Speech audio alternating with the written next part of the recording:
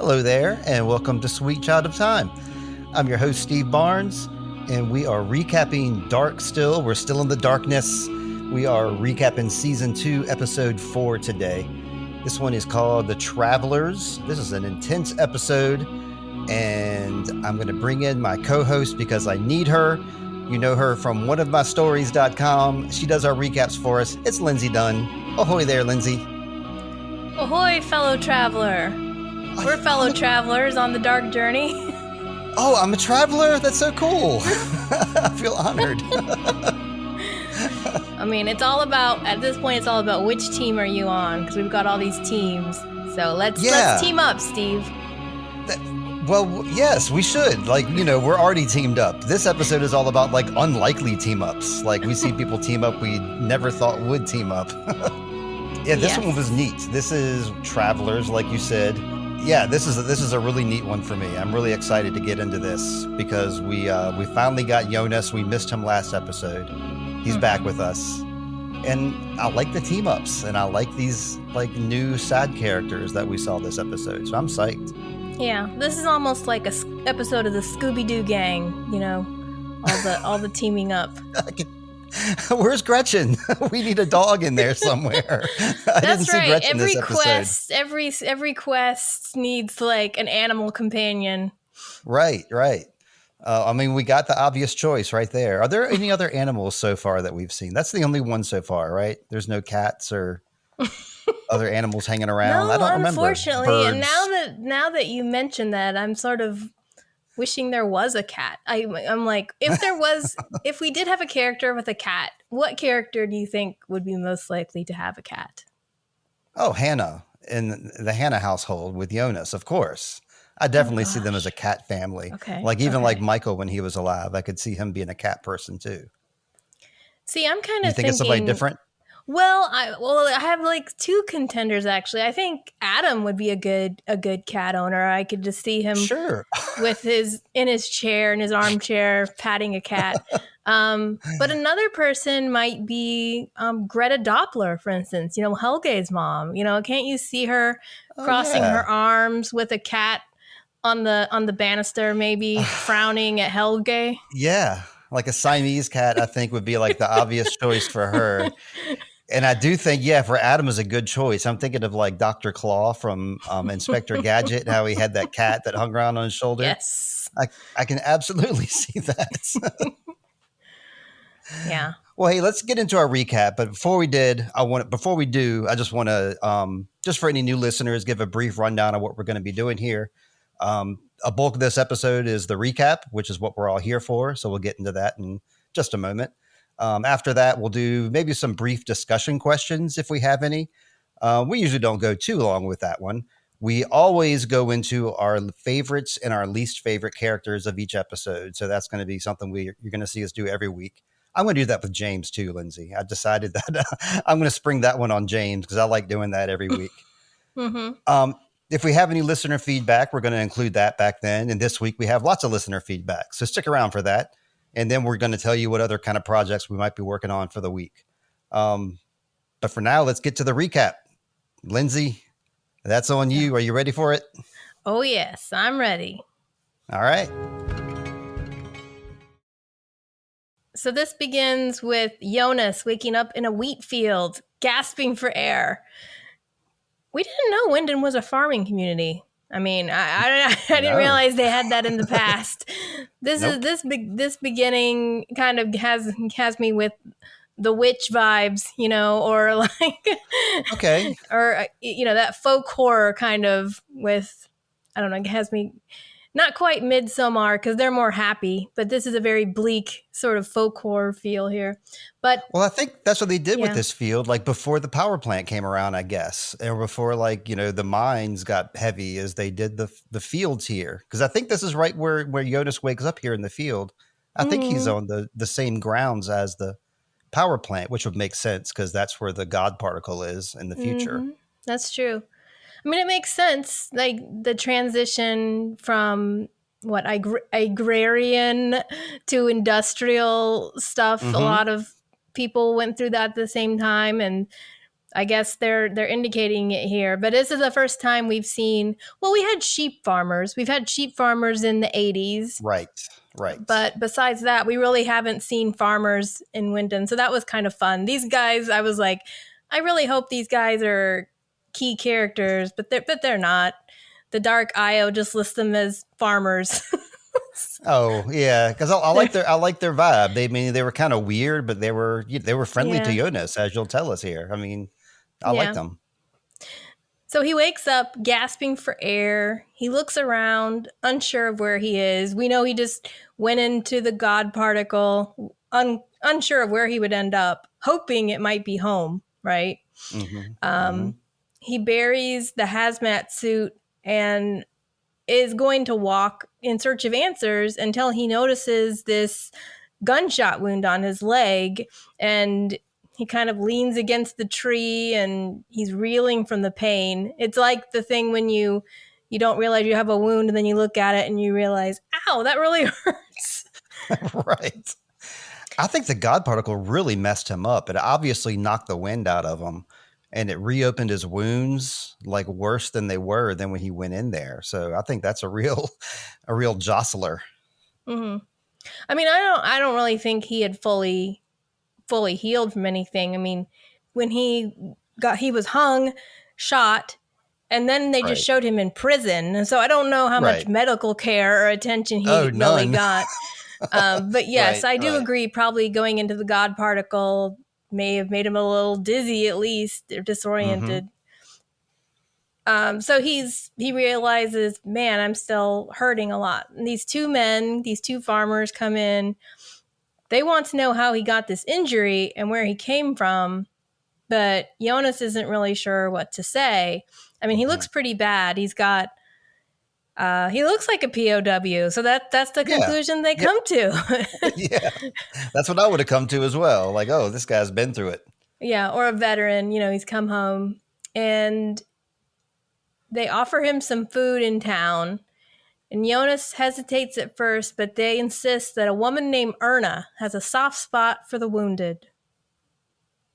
Yeah. It was cool coming through the town, like this point going on. Well, first off, the guys. I mean, Mm-hmm. I like these guys. I was kind of nervous about them when I first saw them appear.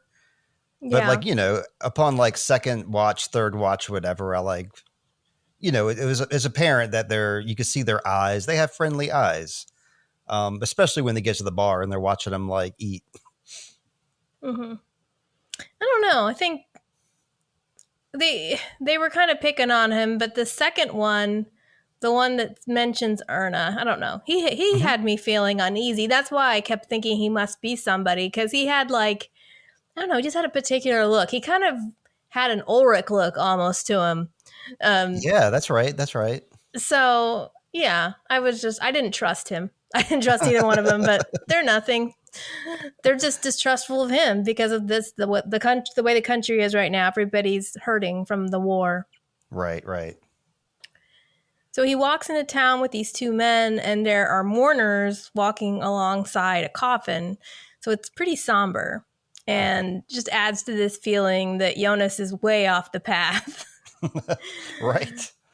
They stop near a young girl who's sharpening sticks and She's looking setting like a she trap. means business. Yeah, Yeah, really. exactly. And they tell the girl to go tell Erna to get some food ready and call her Agnes. Right. So here we go, young Agnes. Yeah, right. So she has a distinct look even about her as a child. They picked a good actress for her Yeah. because she's kind of menacing. She like looks like she might be up to something. I was Yeah. looking at every time I would watch this, I would look at them coming through town and I would try to kind of orient myself, but I couldn't really put it together where they were within Mm-hmm. Wyndon. At first, I was kind of fooling myself, like, oh, maybe this is the building that he did like the Elvis trick, like in 2053, where he played the music. But I don't think that's Mm-hmm. correct. I think this is just Yeah. another part of town that maybe we haven't seen or just looks different now. Yeah, that was near the school. Okay. Yeah, this seems more like Main Street or whatever. So the closest thing we might have gotten to that would be like the Winden police station, but in the Right. 80s. So yeah. Yeah, I have no idea. Maybe this is the intersection, the intersection where the stoplight and all that. Who knows? I was hoping you could fill it in for me, but yeah, I Yeah. assume this is around the police corridor. Yeah, someone should really make a map. Maps of Winden through time. I'm assigning a project to somebody, okay? Anybody out there that wants to make geographic maps? There was a guy I used to work with. Not that I used to work with. He doesn't work at our office anymore. He's retired. But he would step out of his office sometimes and he would go, somebody oughta, and he would say some task. And then my response to him was always, hey, Cliff, you're somebody. So, Lindsay, you're somebody. I think you could make us a lovely map of Winden if you'd like. Maybe Yeah, it already exists. Yeah, that's what I'm saying. Somebody must have done this already because there's the love for this show is so deep. Somebody surely has made maps. So let us know if you know where the maps are. Please, yes. So yes, I agree with you. Agnes looked pretty creepy. I was getting bad seed vibes from the very beginning. Right. I think it was like her incredibly like bright light eyes. Like she had those grayish eyes. Yes. I think that might have been what it was. And also what do they call it? The victory crown. I just know about that thing, the hairstyle with the braids is like a German hairstyle. I can't remember exactly what it's called, but it's practical and cool. Yeah. Yeah. So inside the inn, Jonas noshes a bowl of soup, inhales it pretty much, and gets asked more questions. He decides to go along with that POW story and informs them he's from the Eastern Front. He just picked, I guess he could have said Eastern Front, Western Front. He just said Eastern Front. Maybe he's thinking back to history class and what words they might have used. That's exactly right. Yeah. And then we meet Erna, who seems like a friendly enough lady. Yeah. She decides to put him up in a bedroom in the inn. And he asks the question we know he's been dying to ask. What year is it? And it's 1921. Yeah, Erna is definitely cool. She's got some sass, and the way she answers his questions are kind of like matter-of-factly. And I like the way when he refuses help, she gives it anyway. Like she overrides what he has to say. The food looks disgusting. I got to say that. It looks so gross, especially like dripping off his chin as he's like looking up and like shivering, like I don't need any help. It was pretty rough. He's rough. I really think that jaunt through that God particle really because he sleeps for 24 hours after this too. So I think you got some real severe like misophonia. It's not misophonia. The stuff with the ears that the episode 4 autopsy. Yeah, maybe he got a severe case of that and is like taking some time to recover from it. Maybe. But yeah, he was shivering. So nobody gave him a blanket though. I don't know. But yeah, he looked pretty rough. They gave him some hot soups. That was good. Eastern Front, that was a smart choice because he wasn't sure what year he was in, but he knew that he was, back in time, obviously. So choosing that particular phrase, Eastern Front, covers both World War I and World War II, because in both there was like an Eastern Front, and in both of them, a majority of Germans like sided with that campaign. So I think that was just like a safe bet.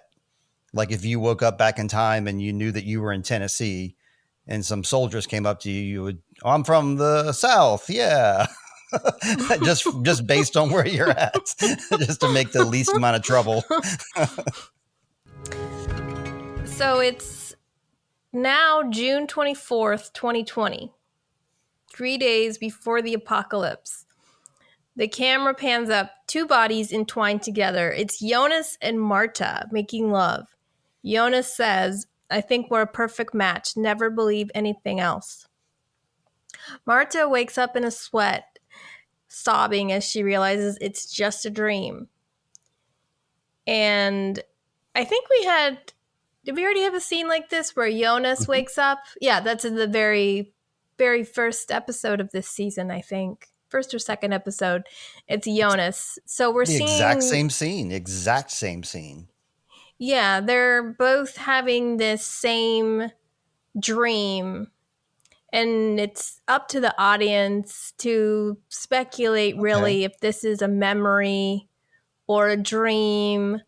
Um, but the thing is that both of them are thinking of each other as they're apart. You're They're right. never far from each other's minds. And when they think of each other, they think of each other this way, together, intimate.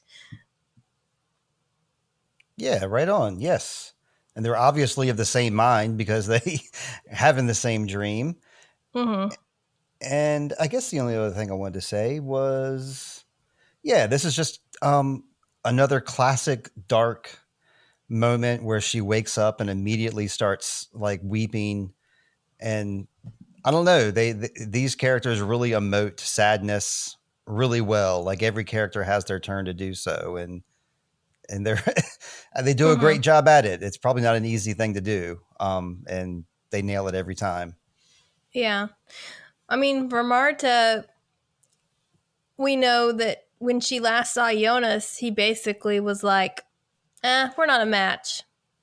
That's You right. know, like, Cold wooden Jonas. That's right. yes, that's right. The cold Jonas that you despise with all of your being. Mm-hmm. Um, Mm-hmm. and here, Marta's having these dreams, perhaps against her will. Um, this isn't something she necessarily wants because she's already feeling this loss. I mean, she wants Right. to be with him, but I've actually been in this position before where I've had dreams about people I miss, and it's horrible. If you're trying to move on and heal, she can't seem to do that because her heart longs for him. She can't get over it. Good perspective. Okay. So then we're at the Wyndham police station.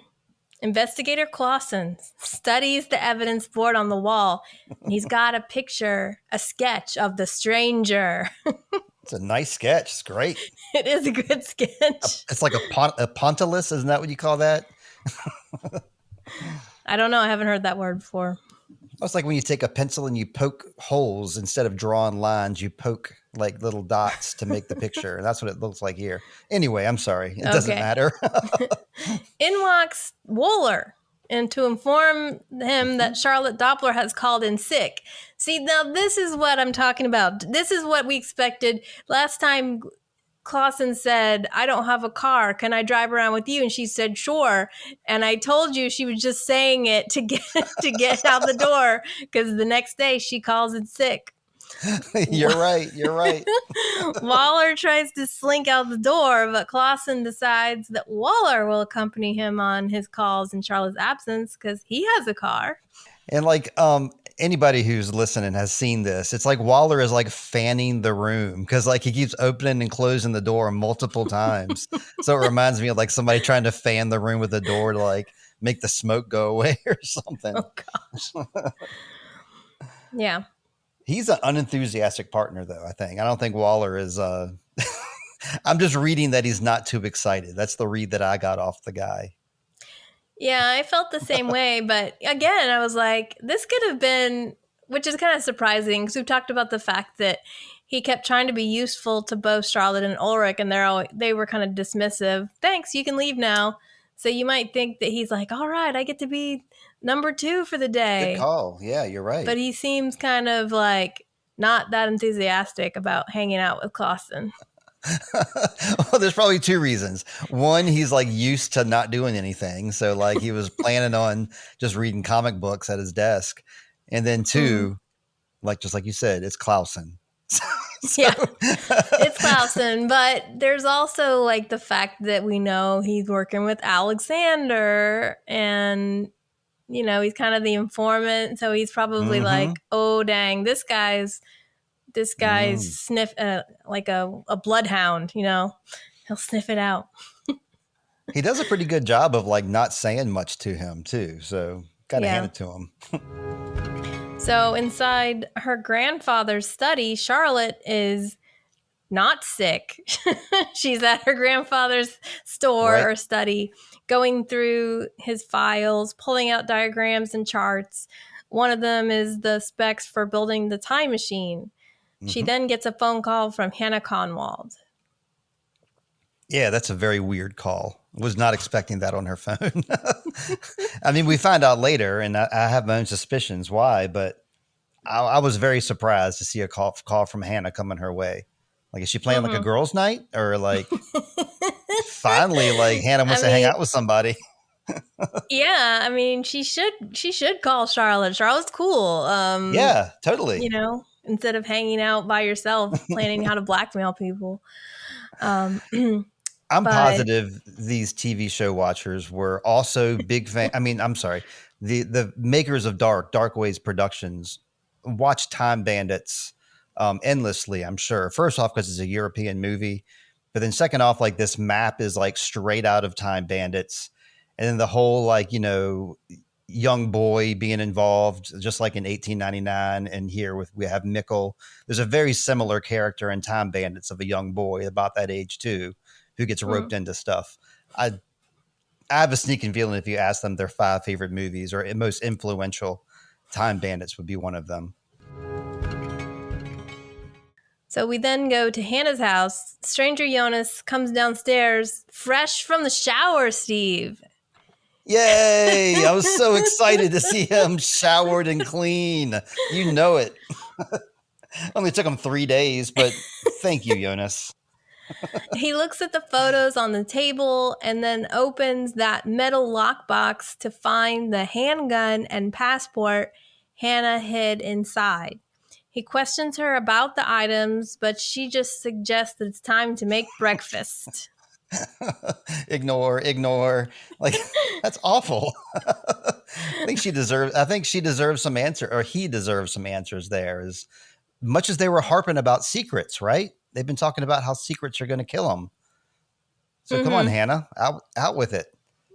But something We, else drew my attention on this scene, oh, actually. same, but okay. What you got? Okay. Well, wonder if it's the same thing. Might be.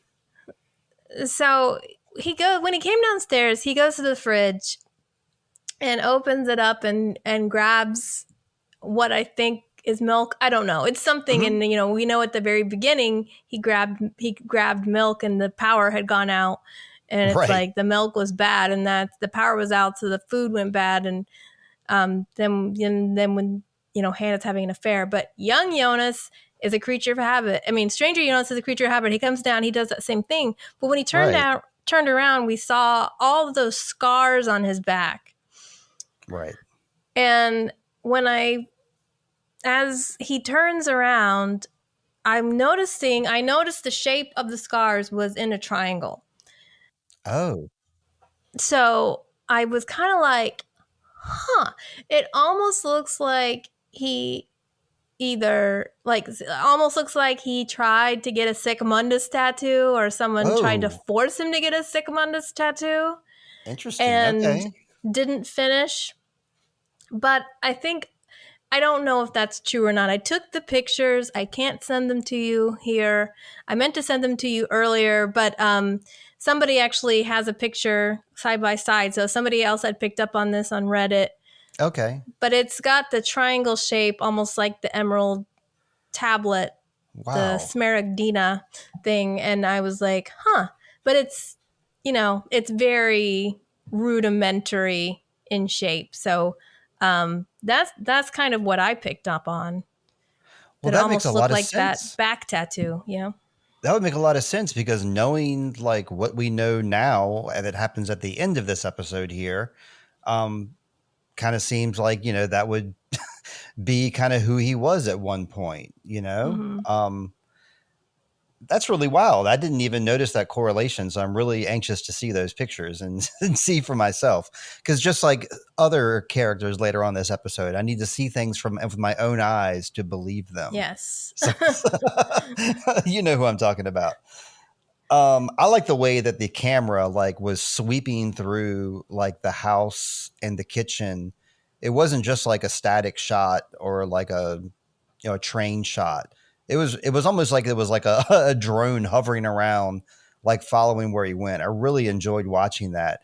But what I noticed was he did the same thing again where he stopped and took a second to glance at that one spot on the floor that he glanced at a couple episodes ago. Mm-hmm. So that's what I wanted to point out was that he did it Okay. again. That crafty Jonas. So then we're at the Nielsen house. Marta and Magnus are on the couch wondering what they should do about their mom.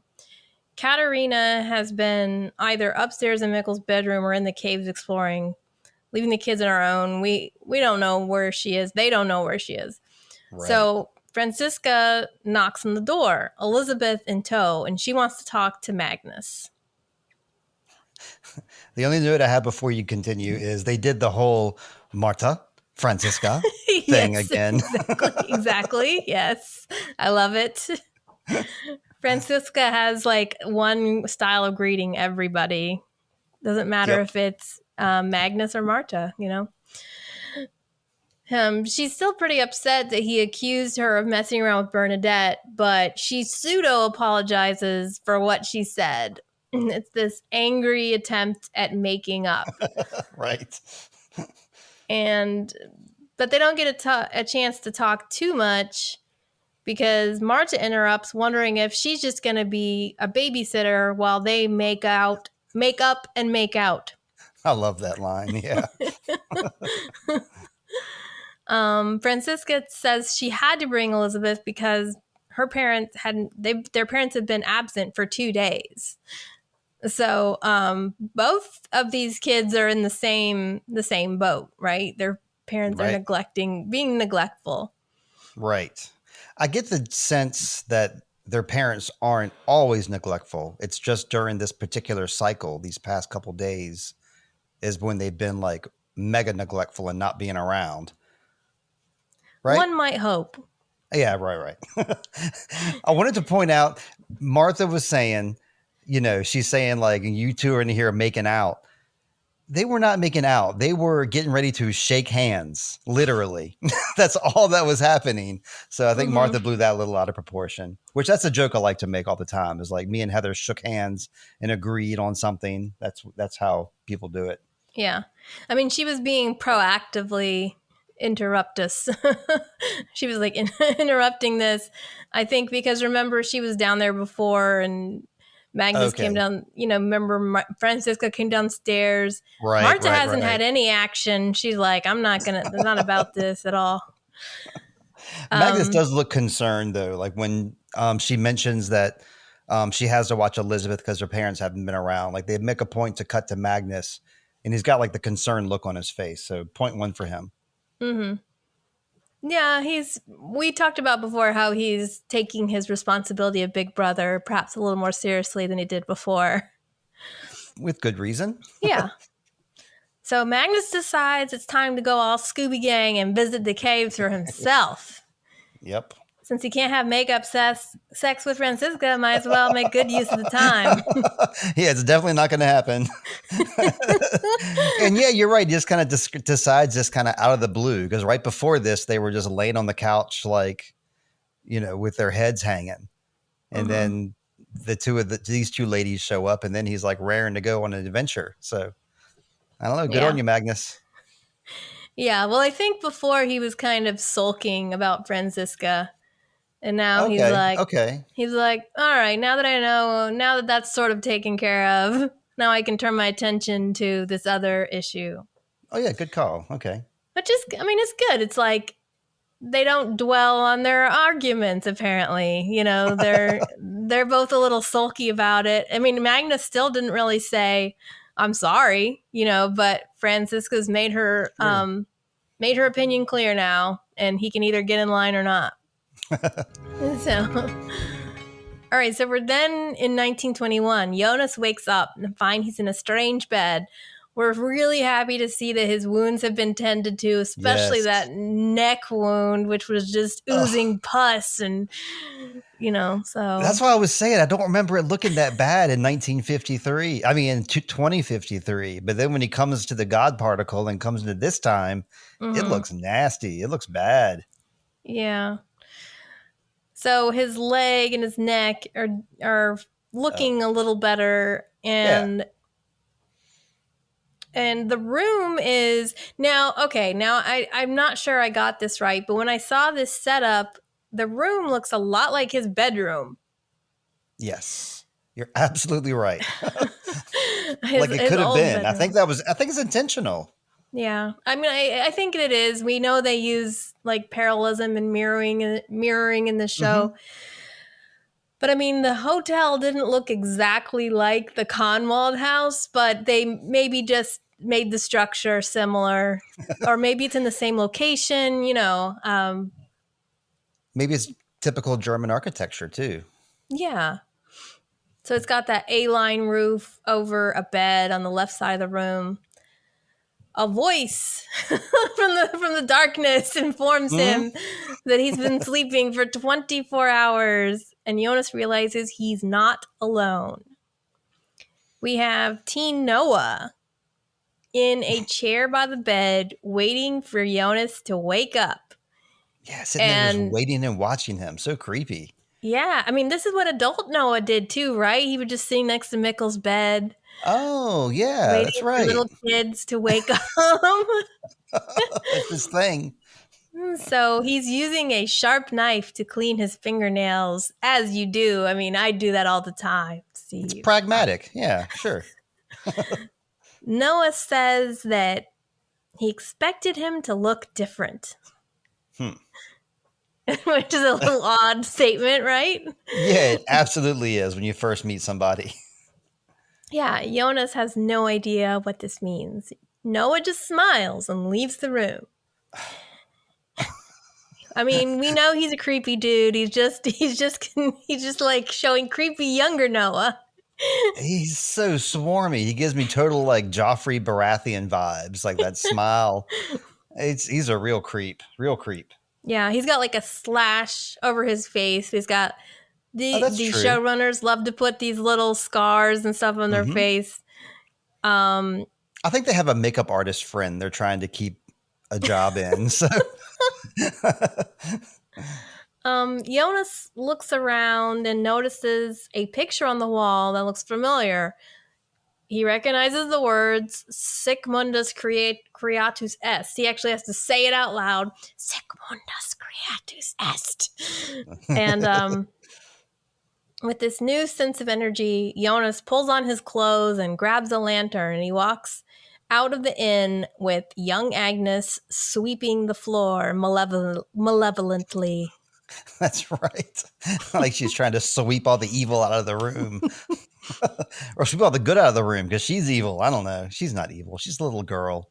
We Mm-hmm. shouldn't talk about her like this. But Jonas, though, yeah, he got excited because he's like, oh, yeah, Sic Mundus already exists. So maybe, maybe there's a chance. And so, Hmm. yeah, I think that's really neat the way he's driven to action there. Because, I mean, yeah, he sees a way out. This is like an opportunity for him to get back where he needs to be, or at least a slight chance. I didn't put that together, but yeah, that's he must have been like, oh yeah, the door, so now I'm gonna go and look for the caves. Mm-hmm. I want to just shout out this actor who plays Noah. I know you're talking about Jonas, and Mm-hmm. say as much as you want about about Jonas, but Teen Noah, I really like this actor. Mm-hmm. And one of the things I really enjoy is that this actor's real name is Max Schimmelpfennig. So he's Okay. got the name of the Pfennig coin in his last name. Oh, neat. Okay. He I is a was just like, Finnig. isn't that perfect? It is. That just shows what a important word that is to the German people. That they made a Pfennig coin, and his last name is Schimmelpfennig. Yeah. In real life, but their interactions here, yes. So it's obvious that Teen Noah's got a little bit of a information advantage upon Right. Jonas, right? He's like, Mm-hmm. I thought you would look different. So he's been expecting him. So he's lording his knowledge over Jonas. Like maybe Mm-hmm. like he's like, oh yeah, like because he knows the power dynamic of the future. So here he's like, oh, I have the upper hand. So that was Mm-hmm. just kind of my take on it. And yeah, Yeah. he is a great actor because I'm positive that this guy is not as swarmy and as crappy as he seems. Like so he has such a punchable face too. Like and I love Mm-hmm. actors like this. They're my favorite actors generally. Like Will Poulter, for example. He's a classic, like he's my buddy. I told you this before. We've shared the screen before. But he's got that Yeah. same look, that punchable face. Like you just can't. Like in Midsummer, he was so detestable, but he was my favorite character. Yeah, he has the face of an asshole. Yeah, you're right. Yeah, I mean a very handsome asshole, but an asshole nonetheless. So we're now in 2020. The 1980s Claudia approaches the gate of the wind and power plant. She asks if she can speak to Claudia Tiedemann, perhaps hoping to see that older version of herself. A very bored security guard, where did they find this guy, Steve? I don't know. Informs her that Alexander Tiedemann is in charge now. There's only one Tiedemann. It's Alexander Tiedemann. Is kind of the feeling I'm getting from him. But Claudia looks really surprised, but she doesn't ask to see Alexander, which she could have. Right, But right. she had perhaps no idea, actually, we know she doesn't have any idea now that Regina would marry Alexander. So this is a surprise to her, like why he's going by her last name. Right. Yeah, sure. Like I don't remember having any kids. But yeah, I think that she was hoping to find herself there, an ally. And this guy was not an ally. But I think it's funny that she just like walked up to the gate with that big old suitcase. It's like it looks like somebody like in a disguise getting ready to bomb the nuclear power plant. Those people should be on high alert. If someone in suitcases, a trench coat, big red puffy hair, and a big suitcase walks towards your power plant, I think that's alarming. I guess probably people don't go up to the power plant that often. I would be alarmed, and like we see her later on, like walking down the street and walking in the woods, and Yeah. same. It's just kind of like, oh, yeah, there goes a weird person with a bomb. I think. Okay, let him go. That's true. No one's following her around like they did Ulrich. I mean, No, nobody's like chasing her down. no. How unfair is that? Yeah, I Okay, tell you. so then, yeah. Just because she's dressed nicely or whatever, and she's a woman. So inside the power plant, Clausen is questioning Alexander about his interactions Oh, with Ulrich. this scene made me sick to my stomach. Say more.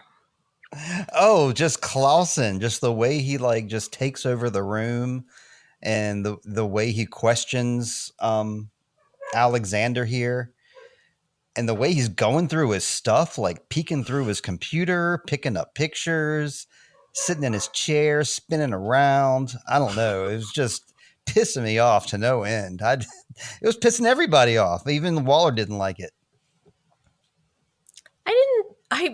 Okay, I must have totally missed the fact that he was picking up his stuff and going through his computer. Oh my Yep, he gosh. was. Way to intimidate people, I guess. But Hmm. I mean, yeah, Alexander didn't call his security guard or anything. He's a cool cucumber this whole time through. Yeah, especially when how Clausian's like, one more thing, and then he walks to the middle of the room and just stares right at him in front of his face, and Alexander just stares right back. Right. Yep. Oh, and that one more thing was like, why did you take your wife's name? And he has a Yeah. pretty solid answer. I Mm-hmm. think the answer is legit, which is like wants to keep that name alive in the Yeah. town.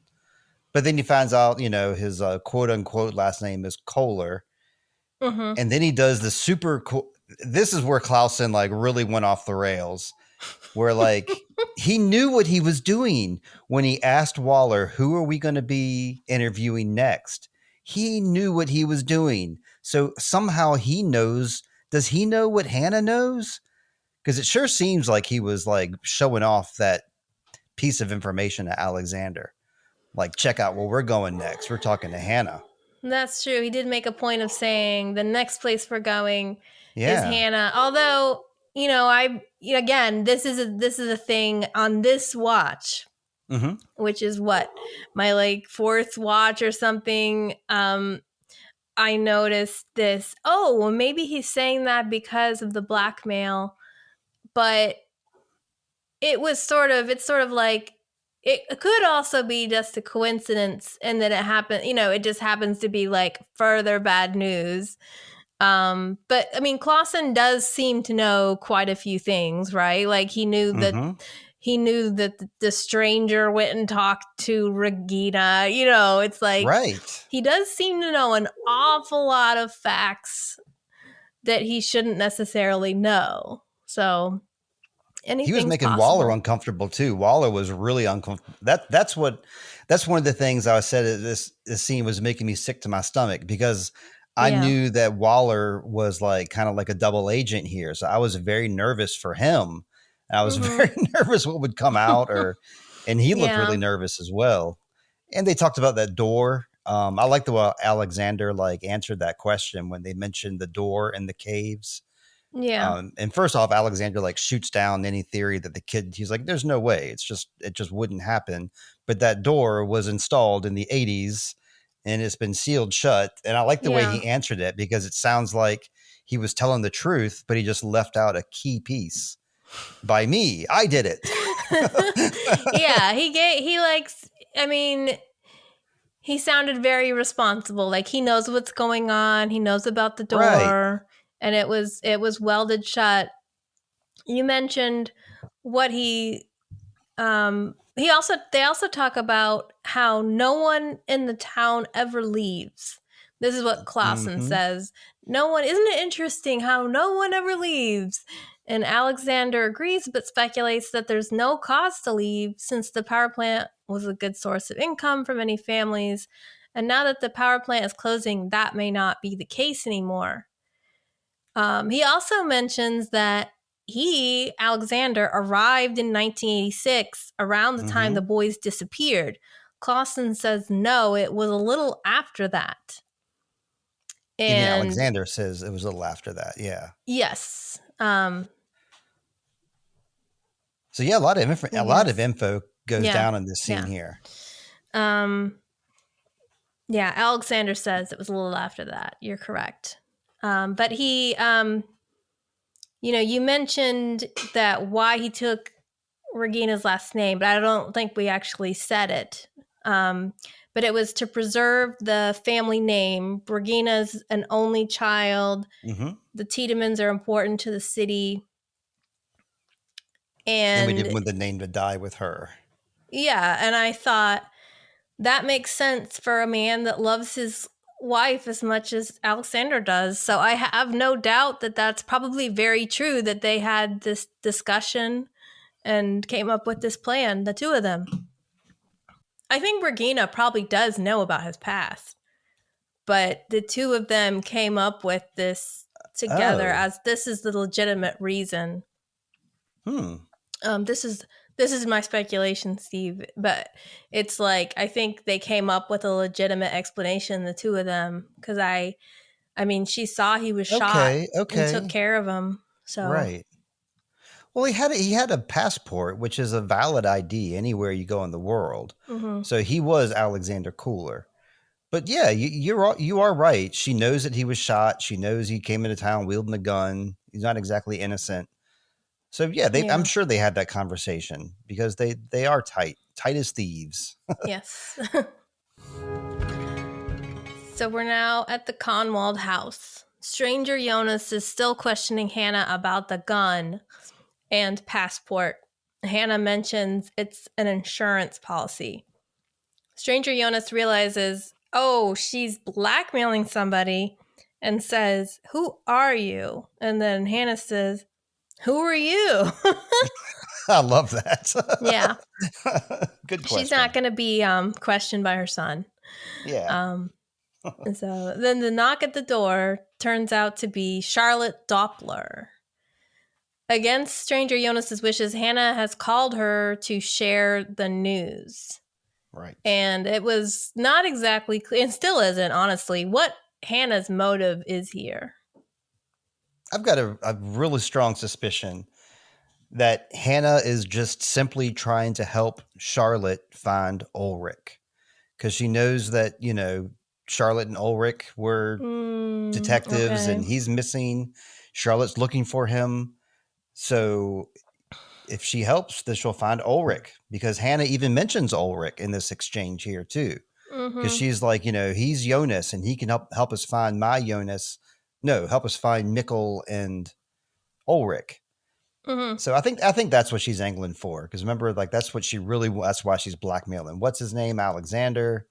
That's her last words to Ulrich was like, "You ain't seen the last of me. I'm gonna get you," or She has something to along make those lines. her words come true. Yeah. So I think this is an Ulrich move here. Yeah. Could be. I think she also knows that Charlotte is very level-headed and helpful, so that could be it too. She has a But she reputation around town being a cool chick. she introduces Charlotte to the older Jonas. Charlotte realizes he was the man who visited Regina at the hotel and doesn't miss a beat. She shows him that old Sigmundus photo and points to Noah's picture. Who is this man? Because that is what Charlotte has been looking for. So here's her opportunity to get at the bottom at what she wants to know. Right. He tells her the man's name is Noah and the group is called Sigmundus or the Travelers. Charlotte knows it's all about time travel, and now it's Hannah's turn to feel left out. And how could Charlotte know and not tell her? And then Charlotte says they both need to see something. Right. You need to see my vision board. That's what it is. Man, yeah, Yeah. sometimes you just got to get the right people in the room together, because Charlotte is the right person to show up here to connect some dots with Jonas and Hannah. Mm-hmm. And I love how she shows in the picture, and, we see the same picture we've always seen, and it's obvious that's Adam sitting there front and center. Mm-hmm. Jonas doesn't point him out, though. Doesn't. Right. Oh, that guy that you're pointing at, that's Noah. That's all I'll tell you for now. That's all really Charlotte cared about. But yeah, this is a case where everybody's you remember when Clausen was talking about all the 10 people with the elephant? Mm-hmm. I don't know. Yeah. Everybody's Yes. Yeah. That's exactly Everybody's right. got Like, a different piece of the puzzle to bring in, but I do love how Charlotte, she isn't freaking out at all about this. She's just like, "Oh, yes, you're the man that I've been looking for, maybe." I mean, Charlotte's probably happy, she doesn't yeah. unlike everybody else who's like, "What? What are you talking about? Time travel?" This doesn't faze Charlotte at all. So she's a cool chick. Yep. Yeah, and this is what she's been looking for, is more clues. So that's Mm-hmm. why we're saying we're getting these people together to get this elephant figured out. So Yeah. these are the perfect folks to team up here. We now cut to the Winden Caves. The teen team of Magnus, Marta, Francisca, and Elizabeth enter the caves. Elizabeth is really nervous, but Francisca tells her to stick with her. That's right. Elizabeth says, "Yoinks! 4 kids disappeared in there, Scoob." Exactly. I don't blame her being nervous. She's the only one who's like level-headed enough to be like, people disappear in there, and that's where you want to go. Mm-hmm. I'm kind of with Elizabeth, but if Yeah. if that was the case, then the story wouldn't go any further. So I'm glad they're doing their thing. I mean, I think they all were nervous because I remember watching this. I see them all kind of look at each other, and Magnus is like, "Okay," and then Marta. They all kind of look, but Unsure. but they're just like, hey, here we are. This is better than what we've been doing, which is just sitting around with no information at all. Right. Okay. But I was kind of surprised a little bit that Elizabeth is, she's usually so sassy and as she seems like she's down for anything. But I Right. mean, she's like, you want to go in there when this is where all the kids went missing? Her boyfriend Yasin is missing. So it was nice to see Elizabeth for once actually acting like a kid. Right. I mean, I was thinking too, like imagine being a deaf kid and then you want to go into a cave where Mm, you could possibly lose your sight as well. And that would be pretty terrifying. yeah. We cut to the Wyndon Library. Right. This is all you here, man. So Claudia asked the librarian how she can access the town's history. And Claudia is so funny with this interaction. She's just like, excuse me, can you please show me, how can I find out about the town's history? Here she is, the queen of the town, right? But this guy doesn't seem to know who she is at all. Nope. He's not bowing before her. Why not? The librarian tells her that all of those files have been digitized, of course. And she goes back to his task. And Claudia then asks, well, how do I get that? And get introduced to the digital age real quick and seems to pick it up pretty quick too, which was very amusing because Yes. I think it took me about 10 years to get used to the digital age, Steve, and operating a computer. But Claudia just needs a one little lesson there. She's got the power of TV on her side. I mean, you haven't seen Severance, but there's a character in Severance. Like Yes, one of the themes of Severance. I've seen Severance. Oh, you have seen Severance? Yes. Oh, great. Have you seen the whole season? Yes. Okay, so episode 7, there's one of the characters, and one of the whole things about the show, well, Lindsay knows, but maybe some other people don't, is that there's these characters that they only exist inside of their office. And they have another part of themselves that is their real selves out in the real world, but their office selves are strictly confined to the office. There's a character named Irving, and he somehow gets on the outside, and he's out there in the outside world, and he finds himself in a car, which he has never been in his life, and he somehow manages to turn the car on, back it in reverse, and then follow a map and then drive clear across town with no incident whatsoever, never having sat in a car before. So that's immediately what I thought about when I saw her punching at that tablet, and she was like going for the icons and knows how to use the search bar and digging up information. And it's like, wow, she's a natural at this, and this must have been really convenient for the plot. Because that would suck for us to watch like 4 episodes of Claudia learning how to operate a tablet. That'd be really boring TV.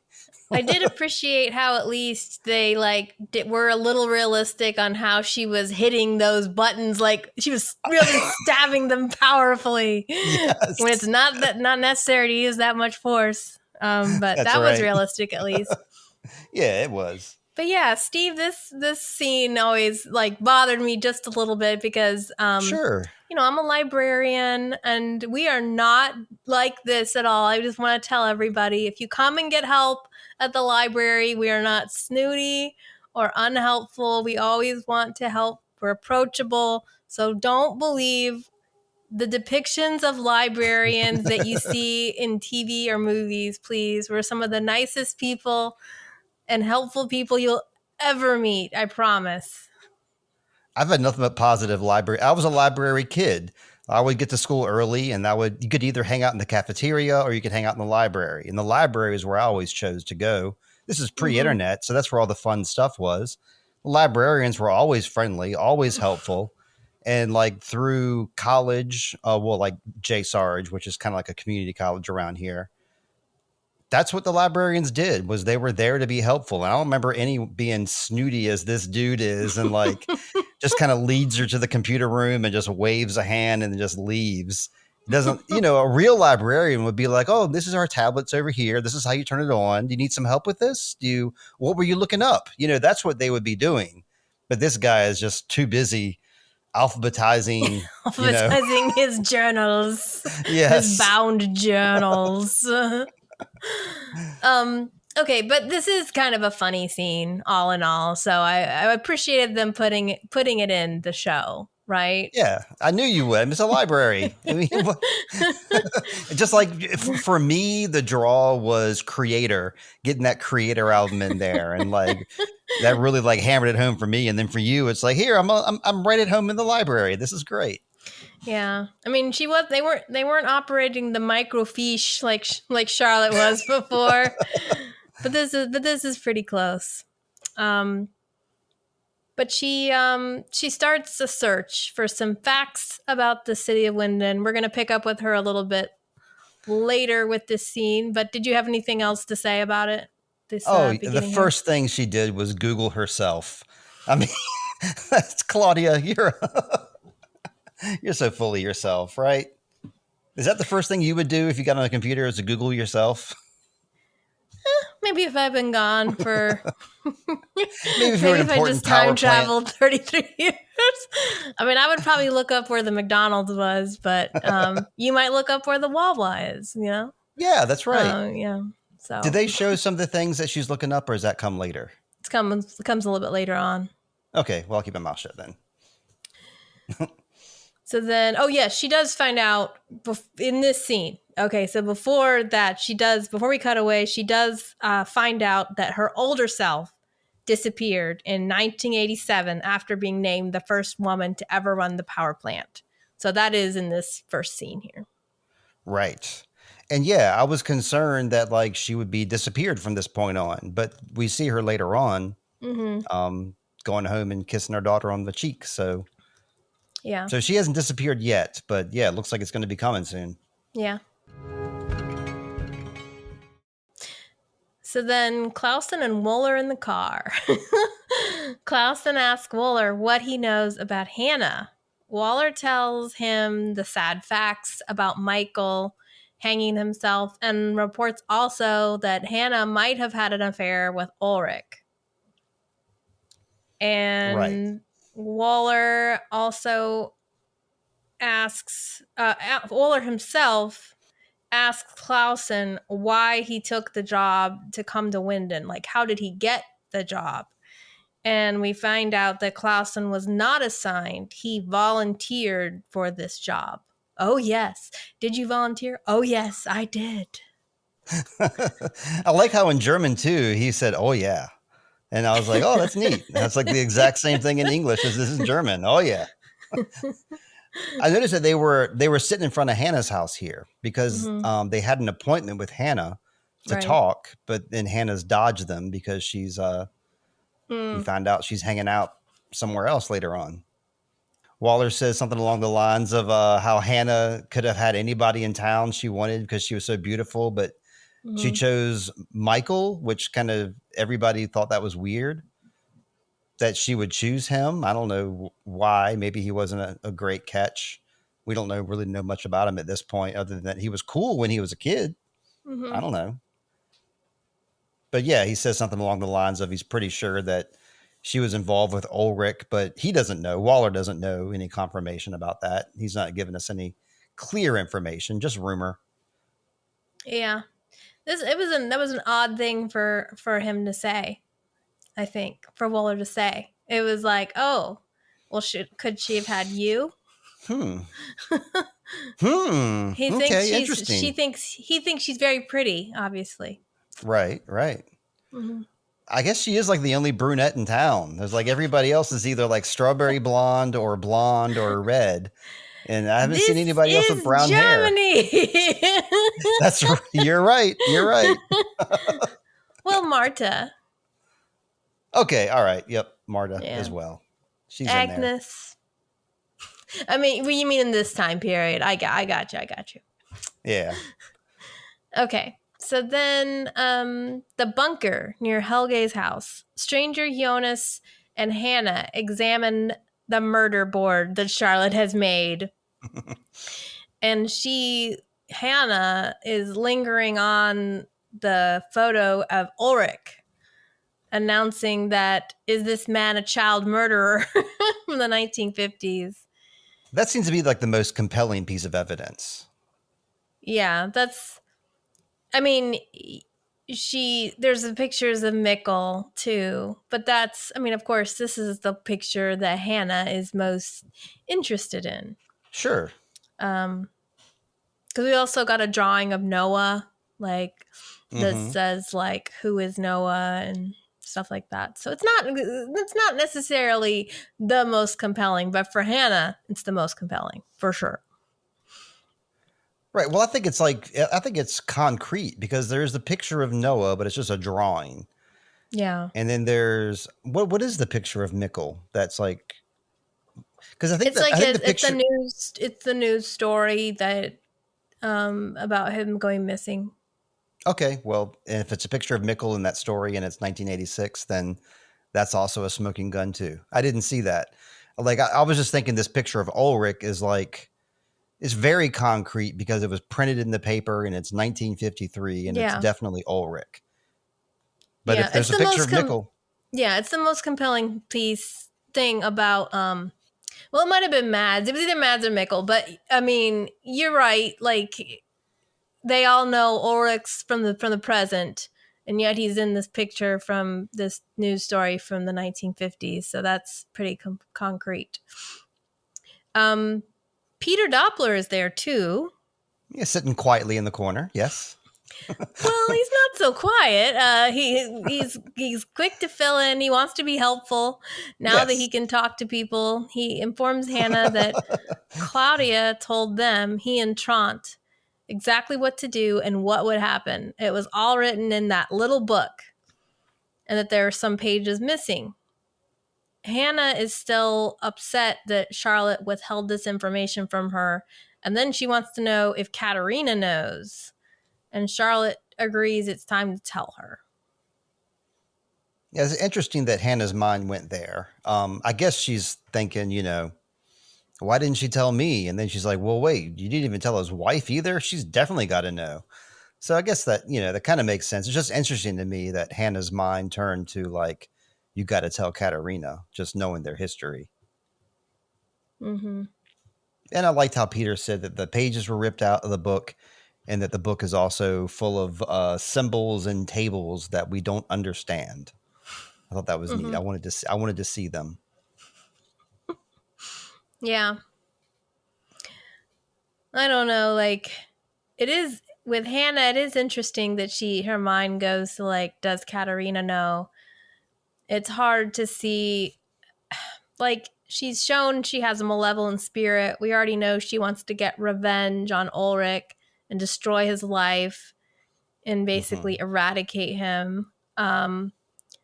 So even if she's trying to be, I don't know, maybe she's trying to ingratiate herself to Katerina as part of that, because I'm just like another. I agree. It's like another piece of the puzzle to find Ulrich. It's like Hannah's trying to grasp any puzzle piece she can, even if it's Katerina. So then back at the library, Claudia is doing more research about her family. She finds the news about her daughter's marriage to Alexander and the announcement about Regina opening the Wald Hotel Winden. I noticed is the name on the thing. She then turns her attention to her father, Egon, and is devastated to find out that her father was found dead in his apartment on June 26, 1987. Okay, during this show, it's June 24th. It's during June 24th today, so it's a couple days, but it's not very far off. Yeah, that's sad news, of course. She's getting all kinds of bad news. Yeah. And I got some bad news too when she was looking at those clippings, because it said the Walden Hotel opens. And then the next clipping said the Walden Hotel closes. I don't remember that happening. did that happen like in between like season 1 and season 2 during that 6-month period between like November and June? Well, remember how there wasn't anybody Rowena wasn't getting any customers. The only customer she Stranger had was the Jonas. stranger. Yeah. And I, she couldn't she was trying to negotiate with the bank. So it's now been, that was like what, November, so it's now June. Yeah, so in that time, so we're she's learning now that the hotel is closed, I yeah, guess. it's gone out of business. There hasn't Okay. the business has not picked up. But yes, this is new information to us too. That's what I wanted to make sure because it was new to me. So the next few scenes are very interspersed together. They cut between them a lot. So we have Jonas in 1921, the teen group in 2020, and the adults in 2020. Mm-hmm. So with Jonas, he travels to the caves and tries to find the Sigmundus tunnel. Things look different, but he manages to make his way where that portal should be with the divisions, one, going to the left and to the right. Only he's met with a sheer rock wall. When he opens that Sigmundus door, there's no wind blowing because Right. the the tunnel has not been completed yet. Right. I noticed the lack of wind and I was like, oh no, Jonas, I don't think Yeah. it's working today, buddy. I'm so sorry. He was mad. He was real mad. Yeah. I mean, I would be upset too. It's like this is pretty terrible. Yeah. Like, what hope could he have that he'll find any sort of time machine portal thingy in this time frame? He's probably like he thinks he's out of luck at this point. Yeah. Get to work. Get your little pickaxe. Didn't even think about that. Yes. That's what he should be doing. Yeah, so as far as the teens, they are inside the caves with only their mother's map and a flashlight. They're searching as best they can when Elizabeth realizes the ground is shaking. Someone else is in the caves. That someone turns out to be Bartosz, holding his own flashlight and a suitcase with a time machine. Right. This you could sit there and stop and think about, okay, how many time machines do we have now? Because there's one with Claudia, Bartosz has another, Stranger Jonas has a machine because he had taken Hannah, so they have a Right. machine in the house. But this might be the same. It might not be different time machines. It might be the same time machine, Right. but Yes. in different periods of time that they just, so it's, Well, yeah, there's two periods of time that overlap. The yeah. teens in 2020, and then Stranger Jonas has it now too. But Mm-hmm. you said the ground was shaking, and Elizabeth could feel it better than anybody else. I think that's a pretty strong indication that Bartosz was using the time machine, was time traveling, because like the ground shakes and does that weird stuff when people are traveling. So I think that Bartosz Okay. was using the time machine, just came back from traveling. Okay. So that is why the time machine exists, because Jonas and Hannah have it, but he just came from some other time. So that's why there's two time machines. Same time machine, but it came from two different time periods. Mm-hmm.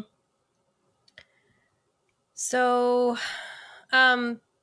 when they see him, they're very upset and suspicious of him because they've Right. been left out of everything. So they're just suspicious of him. He's carrying this suitcase. He won't tell them what it is or why he's in the caves. Right. And Marta's already really disappointed in Bartosz for being a bad boyfriend. So it's just a formula for violence. They tie Magnus him is up. like, Yeah. Magnus is mad, I guess, thinking he has something to do with Mikkel and his dad. So that's where Magnus is coming from. He's like, thinking that Bartosz is tied in with that somehow. Yeah. This was hard to watch because, I mean, Magnus and Bartosz are supposed to be friends. Right. But, he was suspicious of Franziska before, but he certainly never beat up on her. He tried to push her around a little bit, then he decided to screw her. But it's just I don't know. I felt bad for Bartosz here because they tie him up, beat on him, and then just leave him there. Yeah, that was really out of the blue. I didn't like that decision at all either. No matter Yeah, how much you don't like somebody, don't leave them tied up in a cave in the dark. I mean, they left him a flashlight, but that thing's going to go out in like 45 minutes, I'm sure. yeah. I mean, I was kind of surprised he didn't crack at this point. I mean, he's pretty upset. He could have said, "Come back, I'll tell you what it is," but he Right. Yeah. he doesn't. So he's very intimidated or nervous about telling anybody about the thing. I'm sure for a good reason, like he's been sworn to secrecy or something. Yeah, he's been hanging out with Noah. So I bet Noah's probably said something like, if you run into anybody or blah, blah, blah, blah, blah, it could screw up the whole time continuity. So don't you Yeah, dare say nothing. Probably yeah, laid some kind of fear in his mind. yeah, exactly. So yeah, maybe he's like getting bullied by Noah too. So he's getting bullied by everybody. Possible. Um, So yeah, with Bartosz, here his mother's dying from cancer. He fell in love with Marta. She likes another person. He's been dumped. He doesn't have any friends. And now his ex girlfriend is just like, sure, beat him up and leave him here. So, Martha's kind of taking control here. She's telling everybody what to do and like giving all direction. mm-hmm. Like ever since Bartosz showed up, that's when she took control. And so now she's in control of the group. Yeah. In the adult storyline, Charlotte brings Katerina to the bunker and lets her in on the time travel secret. Katerina's not looking healthy here. She's very Gollum like. That's what I was thinking in the car. She's got like her eyes are red. She's just like, what is it, Charlotte? What are you? She Well, thinks the worst, of course. well, this is a strike against Charlotte because Charlotte assured us in the last scene. She was like, we need to tell Katerina, but let me be the one to tell her. Charlotte does a really crappy job of telling her. Like in the car, she's just kind of leading her along. And then she's all like, well, you need to see the stuff. So Charlotte is not a good person to relay information to others. Just keep a note of that. Katerina's trying to make sense of it all. She's led down to the bunker. She's really pissed at Hannah, doesn't want to hear anything from Hannah. Of course. And she doesn't take the news well and assumes they're all playing a prank. Jonas tries to assure Katerina that Charlotte is telling the truth. Katerina just laughs and asks if he's Hannah's new lover. I love that part because she goes, another one. Who are you? Her new lover? Her new Then he's boy toy like, is what she says. yeah, well, that must have been the English translation, Steve. Oh, yeah, I think it might have been, yeah. And then Jonas says, I'm Jonas, her son, your grandson. I mean, that should be in the epic lines from the show. She does an epic performance here, Katerina. I mean, I love this scene and I love her energy. Like you can feel her energy in this room and like her just disdain for Hannah and her daggers at her. There's a lot of revelation here and there's a lot of her grappling with stuff. And just like I was saying before, she needs to see things for herself to believe it because she's not a true believer at this point at all. But I don't know. She really brought some life to the bunker, I would say. Oh, definitely. I mean, Katerina's always been tough, right? I mean, she's a tough cookie. Yeah. That's why I was scared she was going to jump on Hannah and start wailing on her. I mean, Hannah's lucky it didn't happen. Yeah. I mean, I could be wrong about this, but it did feel a little bit like Stranger Jonas was trying to stick up for his mom too a little bit because Hannah tries to say something and then Katerina's ready to jump on her and then Jonas is like, that's when he stands up and says, she's telling the truth. But yeah, I noticed that too. I like that. Yeah, I liked the whole interaction on everybody. And then when she leaves, she ends up running out of the bunker, and Peter just kind of puts his forehead in his hands at the end. Like it's just, yeah, it's just a perfect scene here. It's cool that two of the people in this little group here are Peter and Charlotte. I think it's kind of neat how, you know, they were like estranged before, and they, you know, now they're working together, and maybe they're not like, you know, I don't know what their personal relationship is being like now. Probably not great, but they have something they're doing here together, which is good. I thought it Yeah. was interesting. I loved listening to how they say each other's names in the show. So like they say, like I always say Charlotte, Char. It's like I emphasize the Char, but they say it the opposite. They say Charlotte. They like emphasize the lut a lot instead. So like when they say Charlotte, they're saying Charlotte. Like Yeah. it's hard not to hear it because I'm so wanting to hear that Char sound, and it's not happening. Mm-hmm. Just more German lessons for me. I don't know. I Yeah, love watching yeah. stuff in other German languages. lessons. I like that. So to conclude this wild trilogy of cuts, Clausen asked Wooler how he lost his eye. All of Ooh, I us love are this. leaning in and waiting for bated breath because we Yep. want to know too. But the story is interrupted when Waller barely manages to stop himself from running over Claudia, who just walks across the road in typical pedestrian mode without a care in the world. One thing Wooler said was when he started to tell the story, he said something happened last summer. Right. So whatever So happened last summer, Steve. yeah, before we met him, because we met him, it was November of 2019. So obviously something happened in the summertime. Mm-hmm. Come on, Waller. I hope somebody asks him next episode. We got to figure this out. I tried to make a thread and try to make a joke thread about what happened to Waller's eye, but nobody took the bait except for you and me and Curtis. And Curtis was vulgar about it. I had to shut him down. Oh dang.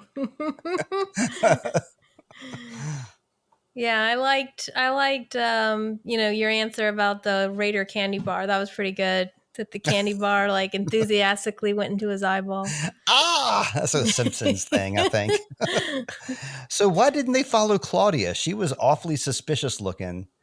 And I Clausen, the know. way he is, you would think he would be jumping out like, what's this? You know? Yeah. I mean, you remember how Egon was just driving on that same road, right? And saw Mm-hmm. Ulrich just crossing the street, and he immediately started chasing him. Right. Yep. Because he knew Yeah. something was out of place and he shouldn't have been there. And these guys, I mean, I guess they were so wrapped up in Waller's story, like all of us were. That's all they're thinking about. Yeah. And then Clausen just says, I think he just says, interesting. Yeah, that is all he says. Yeah. So we still don't know what happened to Waller's eye. Not yet. So then Katerina runs to the high school, searching frantically in the archives. She looks up the name Michael Conwell, finds his picture.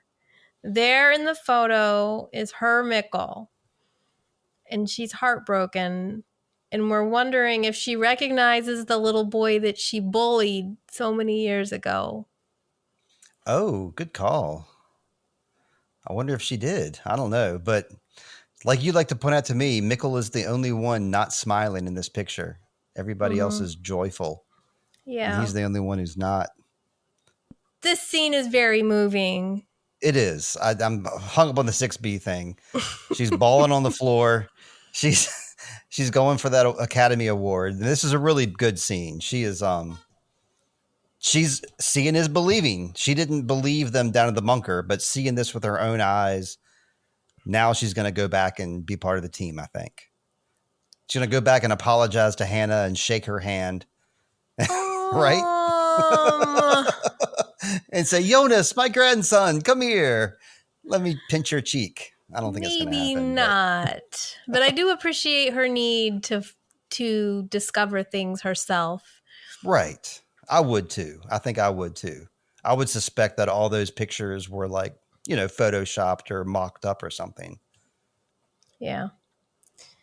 But yeah, I always do wonder if she's, obviously she recognizes him. He's her son, but it's like, does she remember how she used to push him around?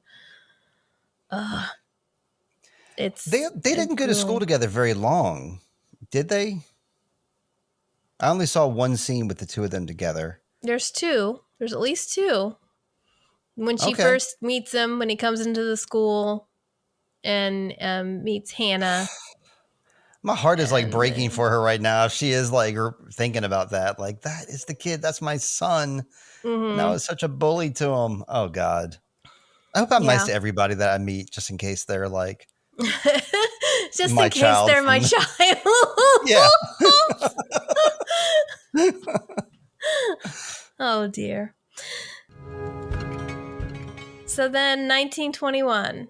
Jonas comes out of the caves. Young Noah is there and confirms his suspicions. The tunnel is not open and will not be open for 32 years. Right. And We're now stuck. he has come to take Jonas to them. Right. Ooh, Sigmundus, the travel. No, the Travelers. travelers whispers it. Travelers. Jonas follows Noah. He has no choice. He needs answers and help to get home. Back to the bunker. 2020. Stranger Jonas says that everything will happen as it always was. But Adam says there's a loophole. According to Jonas, Adam wants the last cycle to happen in 3 days. He, Jonas, plans to stop Adam. He looks at Claudia's picture and says, she tried, but she became what she wanted to fight.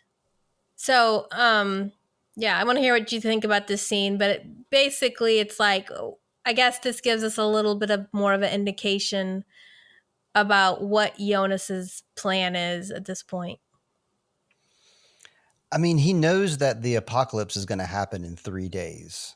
So it sounds like he's trying to take advantage of some sort of loophole that's going to be happening during that time to try to stop the apocalypse, right? Mm-hmm. Well, that's what's confusing because I'm in my recap. I said he plans to stop Adam from finding the loophole. But I don't know. I don't know if I had that right or not. Adam's everything will happen as it always was, but Adam said there's a loophole. So does that mean Stranger Jonas is going to stop Adam from finding the loophole or from making the loophole? Or Well, whatever there's it got to be is, he some plans sort to of stop. action. Yeah. Yeah, he has an action plan to stop something because he says everything happens as it should or something along those lines. Mm-hmm. But we know he's trying to change things. Yeah. And it's interesting how he talks about Adam in the third person as well. Mm-hmm. Knowing what we know now, that's interesting to me. I guess I don't know if that's something he's telling just everybody else or he's telling himself as well. I mean, we'll discuss it more later on, but I just think that's Mm-hmm. very interesting how that piece of information, knowing this now, why he keeps referring to Adam in the third person. Why indeed, Steve? I don't know. We'll find out. Maybe. I don't know. Let's see. What else did we find out here? Oh, yeah. Claudia. Uh-huh. Claudia became what she wanted to fight. Yeah. I, I tried to piece that phrase together and I didn't quite understand. I mean, he gives her credence that she tried, but she became what she wanted to Mm-hmm. fight. What did she want to fight? What did she become? Yeah. I Do we mean, know? in, well, we can speculate that she was like, they're the darkness, we're the light. Right. Um, Mm. we're either trying to stop time, we're either trying to like change time, or we're trying to keep time going. So I think he's just it is interesting because we've been kind of assuming he and Claudia are kind of teammates, that they're on the same side, but it kind of sounds like here that he feels his path diverges slightly from Claudia too. So they're not exactly on the same. I mean, he might have found out something about Claudia that made him feel suspicious of her, and so they parted ways. Okay, I guess we'll have to wait to see. Yeah. We're not supposed to know. We're just supposed to know that, like, you know, that there's different players, and that it's not maybe necessarily that there's just two teams now. There seems to be more than one team. Yeah, and we know more that than Claudia, two teams. Yeah. yeah, definitely. And we know that Claudia, died last episode, like Noah shot her, but we also know that she was a time traveling master. So she could still pop up at any random time. She just can't pop up at any time. Like, I guess she could pop up going forward in time, because Jonas has popped up forward in time, and so has Ulrich. So, well, not Ulrich. I know Jonas has. Let's just leave it at that. Jonas has gone forward in time, so I guess Claudia could have too. My whole point is that even though she's died, I'm sure we haven't seen the last of her yet. Yeah. Obviously he thinks Claudia's failed at what she tried to do. Okay, sure. All right. Whatever it was she did try, she failed to complete it. And so now Jonas, has to take up the mantle. All right, go Jonas. Yeah, I like Stranger Jonas a lot, so go forward, young man. All right, so then Claudia comes out of the cave in the 1980s. She's done traveling for today. And she's not disappeared yet. We know she disappears, but not today. We cut back to 1921. Young Noah brings Jonas to the church, and out comes older Noah, surprising Jonas with the realization that he is looking at two Noahs 33 years apart. Right. And I really liked how Noah says, I believe it's the older Noah says, pleased to meet you. Or maybe you've guessed who I am by now. And it was very like sympathy for the devil, like, pleased to meet you. Hope you guessed my name. Yep. I remember what he said. He said, pleased to meet you. You have already made my acquaintance. And he gestures over to the younger version of himself. That's how he does it. And yeah, you're right. It is creepy. Well, before that, he says something else too. I'll have to send it to you. But he's like, yeah, he says something before that. But yes, he does later say, you've already made my acquaintance. Right. So then I'd be scared if I was Jonas right here. I'd be like, you guys are going to beat me up? What's going on I mean, here? he definitely does take a step back. Yeah. Because the last time Jonas saw this dude, older Noah, which he didn't know his name at the time, he knocked him out, or he had Helge knock him out and brought him to the chair. That's right. So, that's right. It's Noah's actions that put Jonas out of time. At that moment, Jonas was about to approach Mikkel, but that might have changed history, so Noah stopped him. Absolutely. Are we oh yeah, okay, I'm not going to go any further because you haven't gone further yet. But yeah, that is a neat point there, that it is Noah's fault that Jonas is whacked out in time right now. Mm-hmm. Otherwise, he would still be in 1987, and he could have possibly taken that door back home, perhaps. Nah, he tried that. It didn't quite work out. Well, maybe Jonas too, like, has maybe it looks a little more sense to Jonas now why young Noah says, I thought you might look different. Yep. They've talked about him.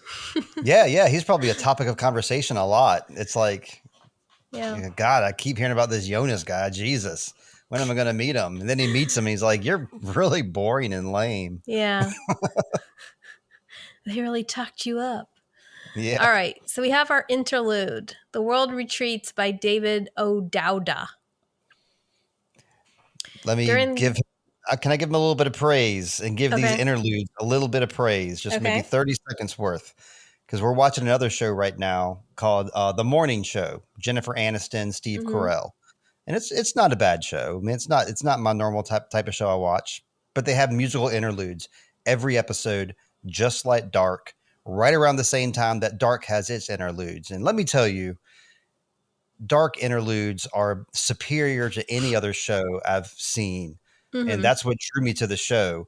So when I have to watch these interludes on the morning show and they're playing this like ostentatious, like corny music, like What a Wonderful World by Louis Armstrong, and there's like, scenes of Jennifer Aniston doing her thing in some New York hotel or something. It just doesn't ring true. It doesn't have any feeling to it. And it's like Mm-hmm. I need other filmmakers to take notes from from this crew here on how to do musical interludes because they do it correctly. And I think that's what draws a lot of people to the show actually is the music that they include. The music's good that they include, but it's more than the music too. But you're right. I mean, but I don't know what it is, but it's just they make good use of that time. And I think they use powerful performers that I guess that's what drives me crazy about the other show is that like it's so blatant. Like they'll play like a train song or like a Blink 182 song. That's like so the song is so like generic and like I love you so much and that's why I'm doing the things I'm doing.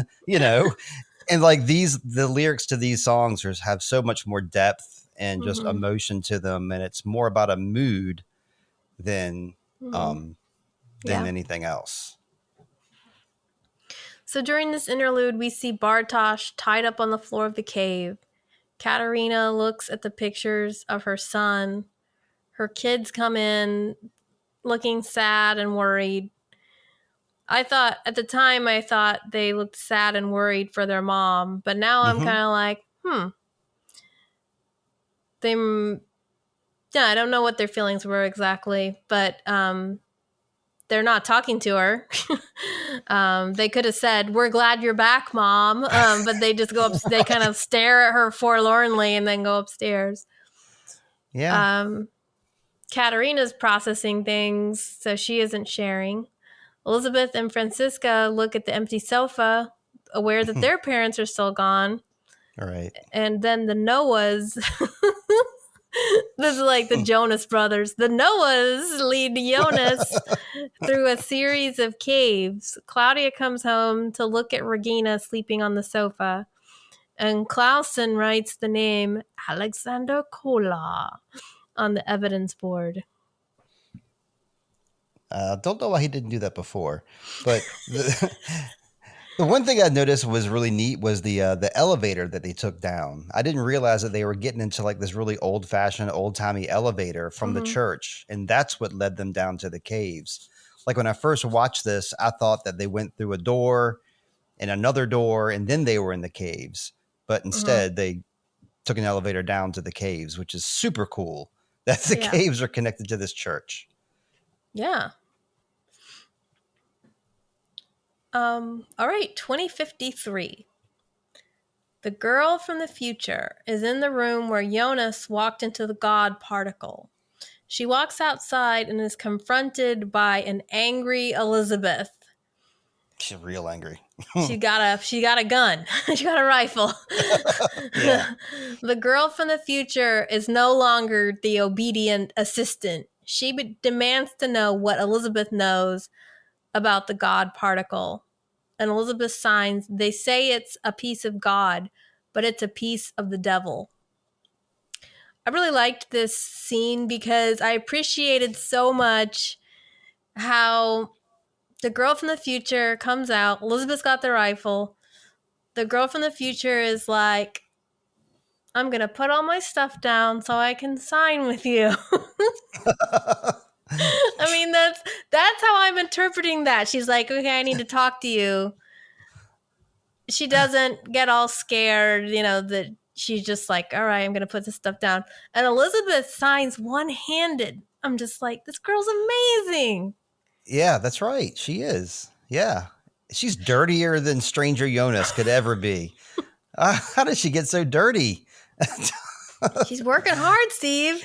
I guess. Working hard towards paradise. I guess the thing that I appreciated was that it picked up right where we left off, right where Jonas stepped through the God particle and left the girl from the future there. Then we cut right back to that exact same moment. So yeah, I really like that a lot, how they don't leave us hanging like what each person's doing. They go right back to it. And yeah, Elizabeth being really protective of this thing.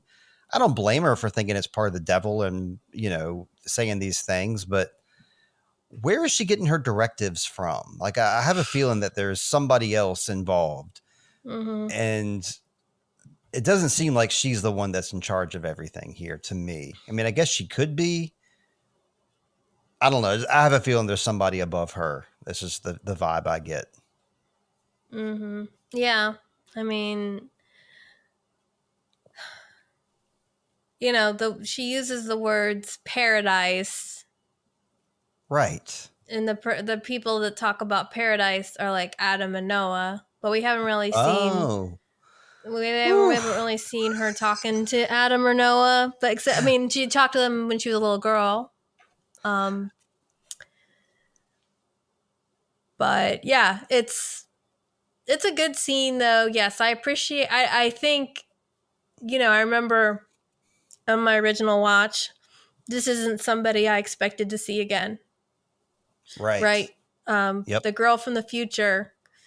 She came across like a side character. She helped. She was just there for Jonas to like help him get to his next leg of the journey, right? But they remember I gave her like favorite character in that last episode, and it's like, yeah, I appreciate how these show people are like, no character is really minor. They're like, we came back to see her and Elizabeth interact. Yeah, I'm digging that too. It's interesting how Elizabeth didn't have any muscle with her. It was just her. So that tells me that maybe nobody else except for her knows about that thing and has ever been inside there. That's just grappling out of nothing, but well, that's really true because, every time we saw her, she was with the girl from the future. And we know the girl from the future had no idea, right? She had to get Jonas to show it to her. That's right. Yep. Okay, so then 1921, young Noah talks to older Noah and wonders who wrote the book with all the prophecies. Older Noah has no answer, but states that whoever wrote it had seen the future and the past. This is a really good question because if the book is giving them guidance on what that they follow, they must trust the source, but obviously neither one of them actually knows who wrote it. I mean, it reminds me of another book that I know about that nobody's really quite sure who wrote it, but everybody follows it.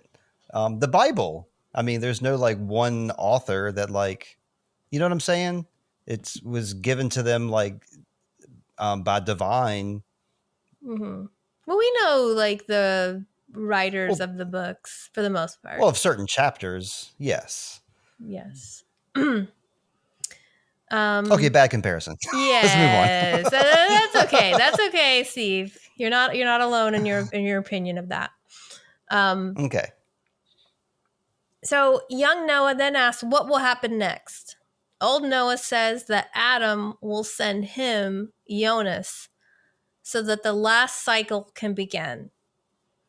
Older Noah, though, is also very distracted because he's looking at the missing pages. The missing pages that he lied to Adam about, right? Yes, yes. And now he's standing there in Adam's house with the pages and the lie right there on his face. That's interesting. Like I really thought that Noah was like an Adam man. Like they were like best Yeah. buddies. Like we do everything together, and obviously that's not the case. So I'm really interested to see this split, this division Hmm. here. Oh, one thing I meant to mention about this during the interlude, when the Noahs are going, they're leading Jonas through the caves and down the elevator and all that. When Noah, young Noah, and young Jonas are talking before older Noah comes out, Jonas says, "You're a traveler, right? You're in Sigmundus." And then young Noah says, "Not yet, but I will be." Right. So he's still an initiate of this whole thing.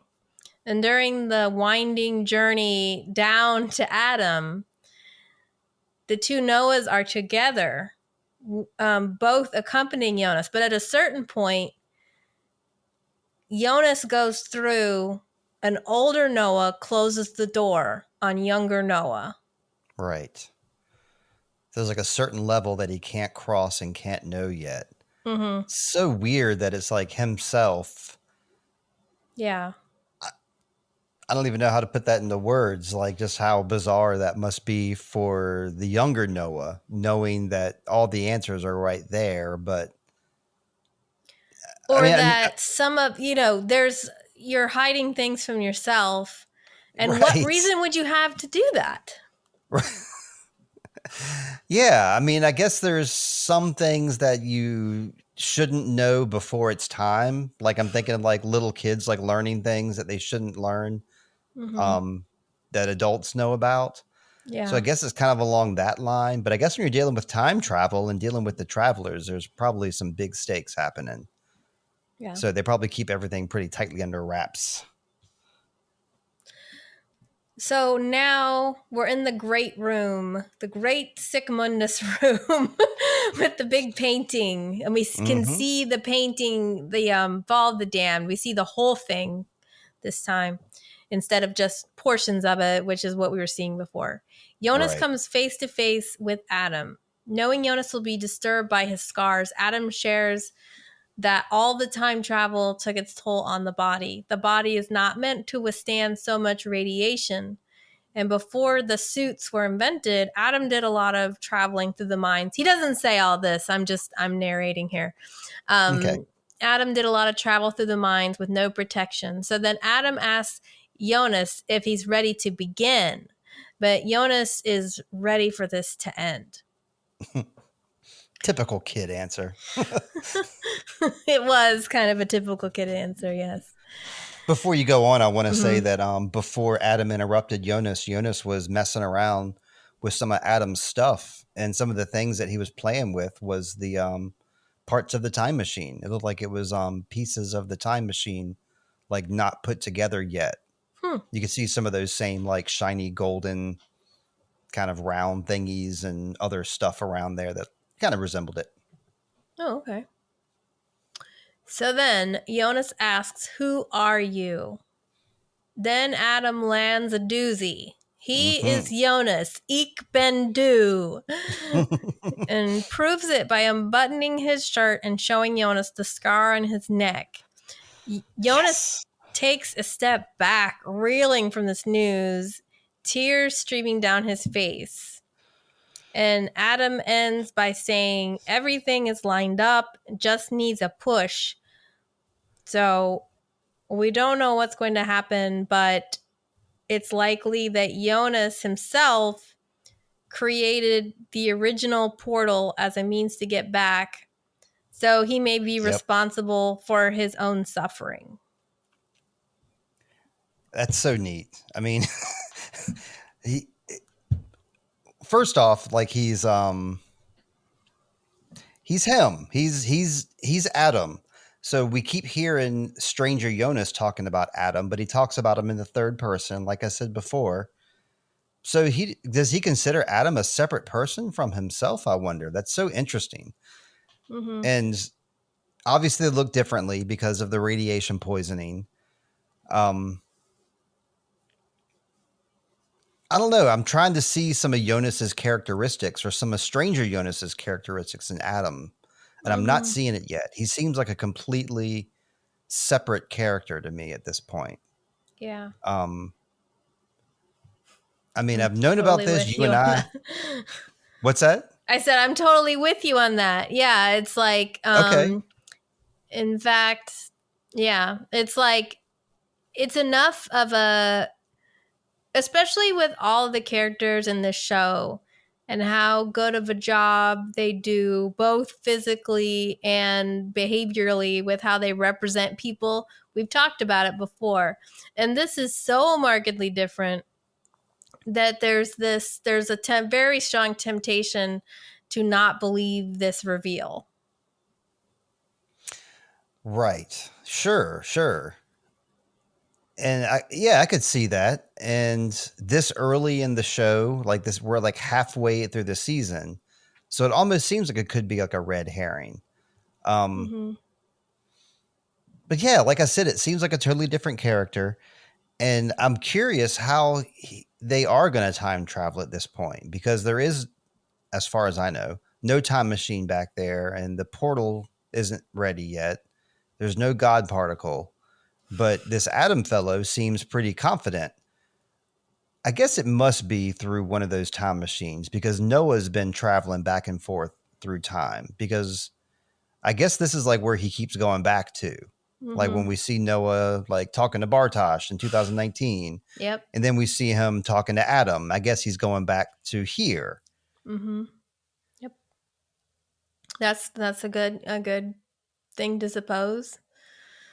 Um, So maybe yes. So I guess maybe Jonas can catch a ride with Noah next time he time travels. And I'm just curious yeah. how it's actually going to go down. Yeah, he I mean, a couple things about this when at the end of when we had Stranger Jonas reveal himself to young Jonas, he says the same thing, right? He Hmm. says Ik ben du Hmm. in the room, and so now it's this turn.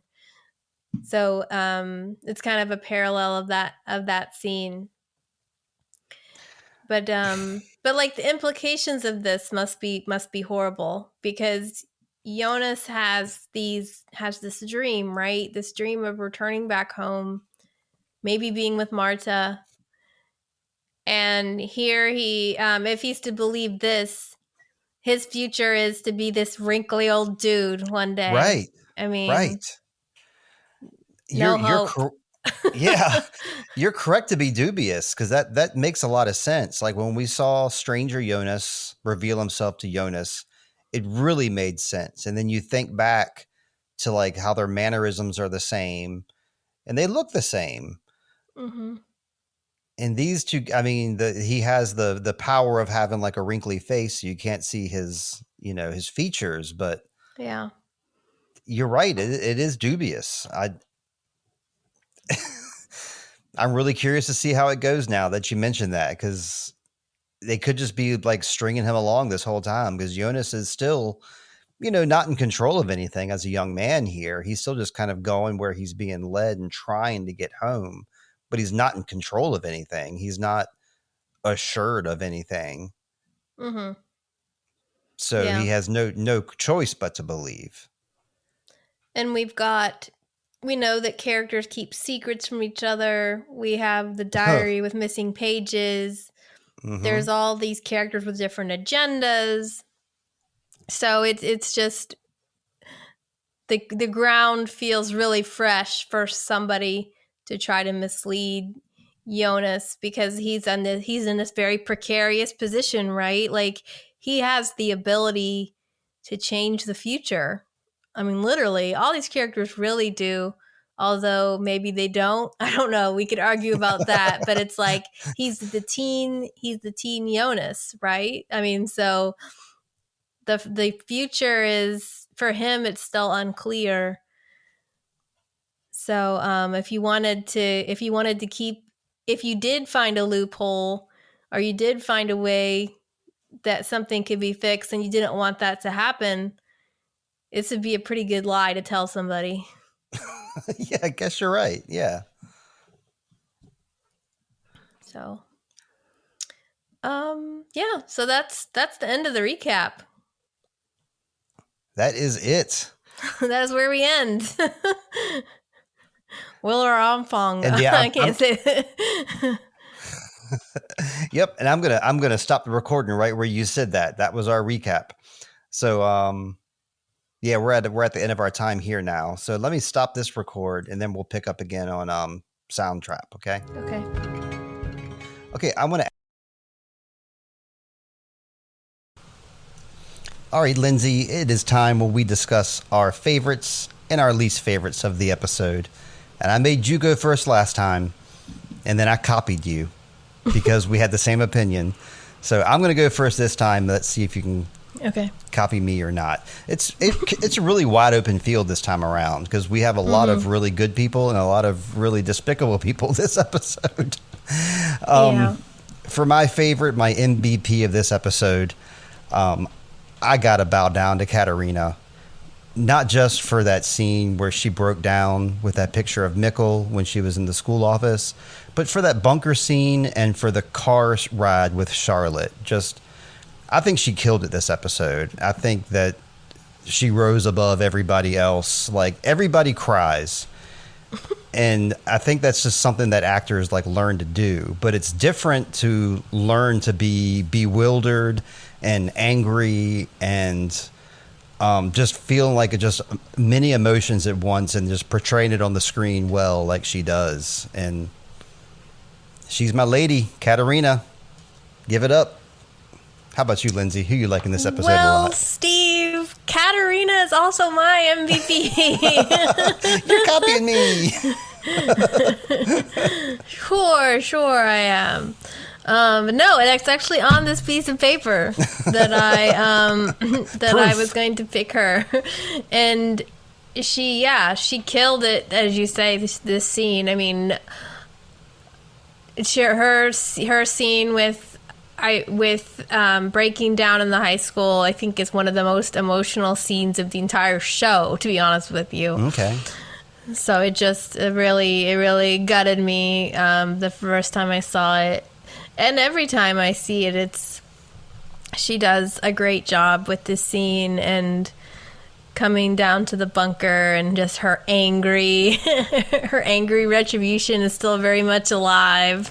Yep. Don't mess with Katarina ever. So I think she did a great job portraying the roller coaster of emotions that somebody in her position would be going through. I mean, she must have did a great job. We're both picking her, and we're both picking her over top of Jonas, who also did a fantastic job this episode. He could have easily been my favorite. Both young and old and Adam Jonas. All of them killed it. And who else was really great that I thought in this episode that really blew me away? There was one other person. That was three people I was thinking. Jonas, Katarina, and... Come on, Lindsay. Claudia? Claudia, yes, Claudia, redheaded Claudia. Her library scenes, I loved all that. And not little Agnes or Erna. I mean, I was thinking you might be going with Erna for some reason because you like those underdogs. I mean, it was the wrong episode for her. I mean, Katarina just rose above everybody. So sorry, Erna. Well, how about least favorite? Should I go first now, too? Yeah, go ahead. Okay, yeah, least favorite, again, there's many, many people here we could be choosing. Like Clausen, for example. I don't want to let Clausen win anything. I'm team anti-Clausen. I thought I was going to like him a lot, but I really do not. But who I really, really don't like, and I really want to punch his face, is young Noah.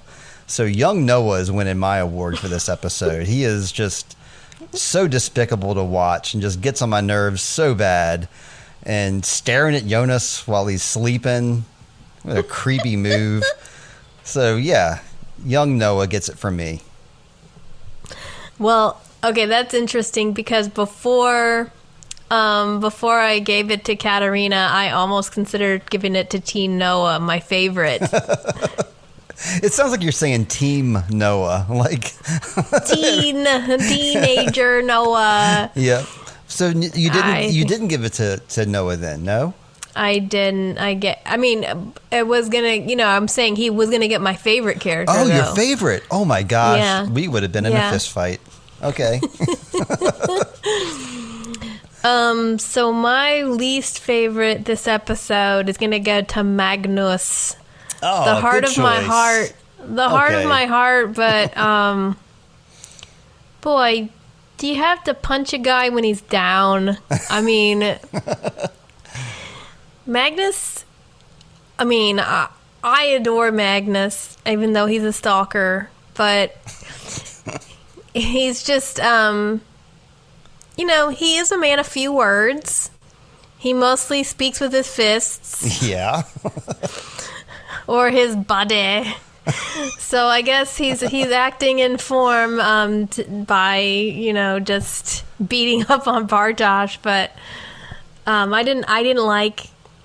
You were saying Marta was the mastermind, and perhaps, but she didn't say beat up on him as far as we know. So I think that was all Magnus.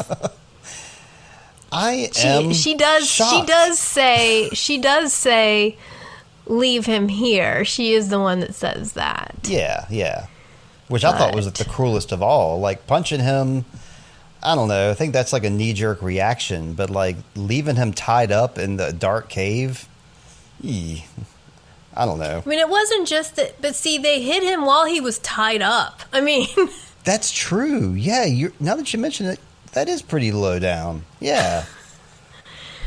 If you're gonna get like we saw at least Bartosz, picked a fight with Jonas, but he wasn't tied up. That was like, man, mano y mano, right? The two of us are going to face off.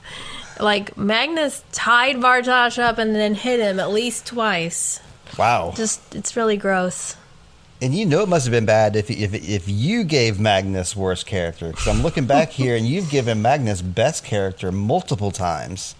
So this is exactly why I wanted to do this, because I knew that like our opinions of characters would change from episode to episode. I didn't even consider Magnus. He's still dreamy, but he gets my bozo of this episode. Well, now that we're talking trash about Magnus, let me say that when he was sitting on the couch in that first scene with him and Marta, and he had like his head back and he was just kind of like whatever, he looked really funny. He looked like he had like this giant neck and this little tiny head. So I thought that was a funny scene. I want to make fun of him now. But that's a shocker, I still want to know what happened to Magnus's black hoodie. We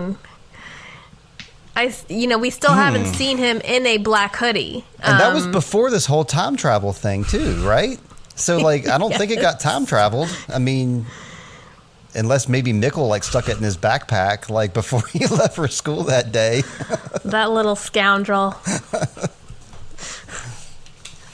Well, all right, Lindsay. I think we're going to move on to some listener feedback. We have feedback this week, as a matter of fact. Oh boy. Yes, it should be an oh boy situation. I love it. I know we do this podcast a lot of times for ourselves, and we want to talk to each other, and we want to do this show. But of course, we want listeners, obviously. Mm-hmm. And it's nice when we look at our numbers and we see that we have listeners, but it's even better when we hear from listeners. Mm-hmm. And our boy Dylan E has been hitting us up every week now, so I got to give him a shout out. He's fresh on the heels of being the new Lindsay Dunn, because I remember somebody named Lindsay Dunn that used to write in all the time, and now she's sitting right here. So. But Dylan E said to us, I didn't mention it a couple weeks ago, but he mentioned that he liked the way we wrapped up season 1 on the podcast, and he gave us a kudos for that. So thank you. And then he hit me up on Thursday night with a hookup. He hit me up with this. He said, wonderful evening to you guys. I hope you guys have a great week. I love this week's pod. And I'm tuning in on this quiet evening with my coffee in the midst of this darker weather coming in for the weekend. And I love his imagery there. Like, I don't sit still while I podcast or while I listen to podcast. when I'm listening to podcasts, I'm either like walking around or I'm driving or something. So people that can sit and listen to a podcast, kudos to you. I don't know how you do it, but thank you, Dylan E., for always writing in and for always giving us good reviews. I very much appreciate it. And I always share your messages with Lindsay, too. Don't worry. Yes. Thank you, Dylan E., for your continued fandom. We couldn't run the show without you. Yeah, Viewers absolutely. like you. Listeners like you. Listeners like you, exactly. Okay. So, Steve, you had some feedback. I had some feedback as well this week. So that was kind of exciting. Yeah. What you got? We got a comment on a Facebook post from a person named Holger Forsterling. They write, I enjoy your podcast, and I am in the camp that regards a time machine that sends people through time alive as an advancement over a machine that only sends dead bodies, even if it looks more bulky. And I believe this was in reference to the fact that we were debating over if the chair, the bigger chair that went around the whole body, was it older or newer? And, you know, his point was whichever machine sends people through alive is the better one. Bam. That's my proof, too. That's exactly what I said.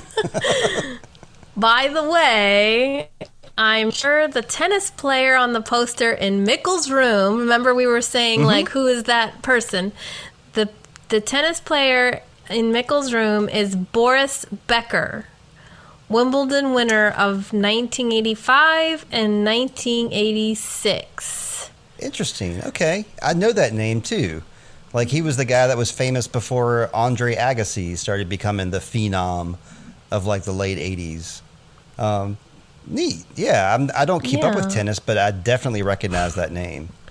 I really appreciated this comment because I like facts. And I did like, Google the person's picture, but, you know, what I haven't done yet is go back and compare it to the poster to verify.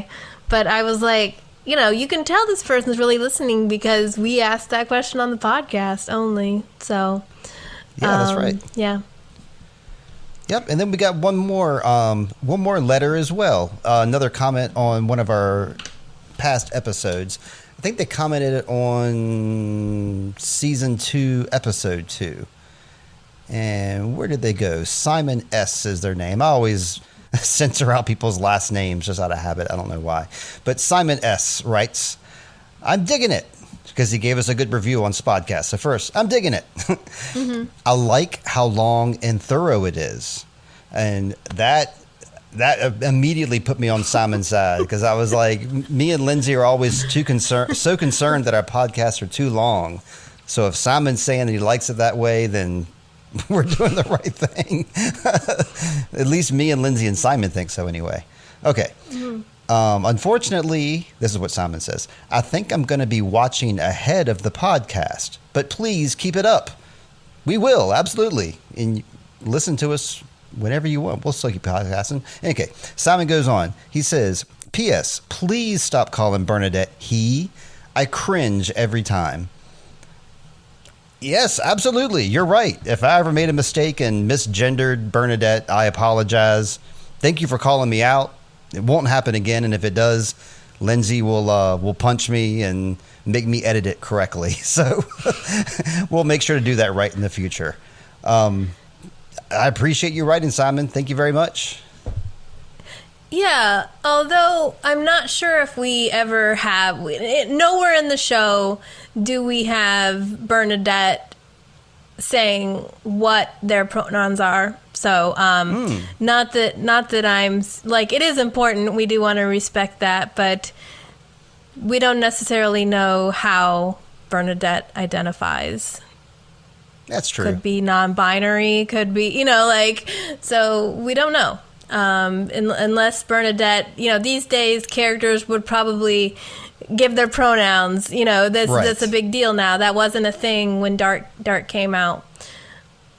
But yeah, I think it's unclear whether Benny / Bernadette what pronouns are that they, she, he would use, so. Right. But I mean, I take this point well. I'll probably start referring to Bernadette as they, just to be on the safe side. That's what you're supposed to do. I do know that Bernadette does not get mad when people call her Benny. So it's not like a dead name situation.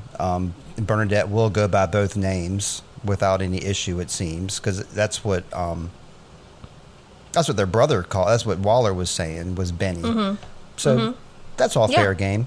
But yeah, I'm glad we're pointing that out. I'm glad people are siding with me on the electric chair issue. That's awesome. If you have any comments or anything you want to throw at us, please do so at sweetshotoftimepod@gmail.com, or respond to us on Instagram, which is what Dylan E usually does, or respond to us via the Spotify app, which is how Simon S did it, or the Facebook group. Who knows? We're all out there.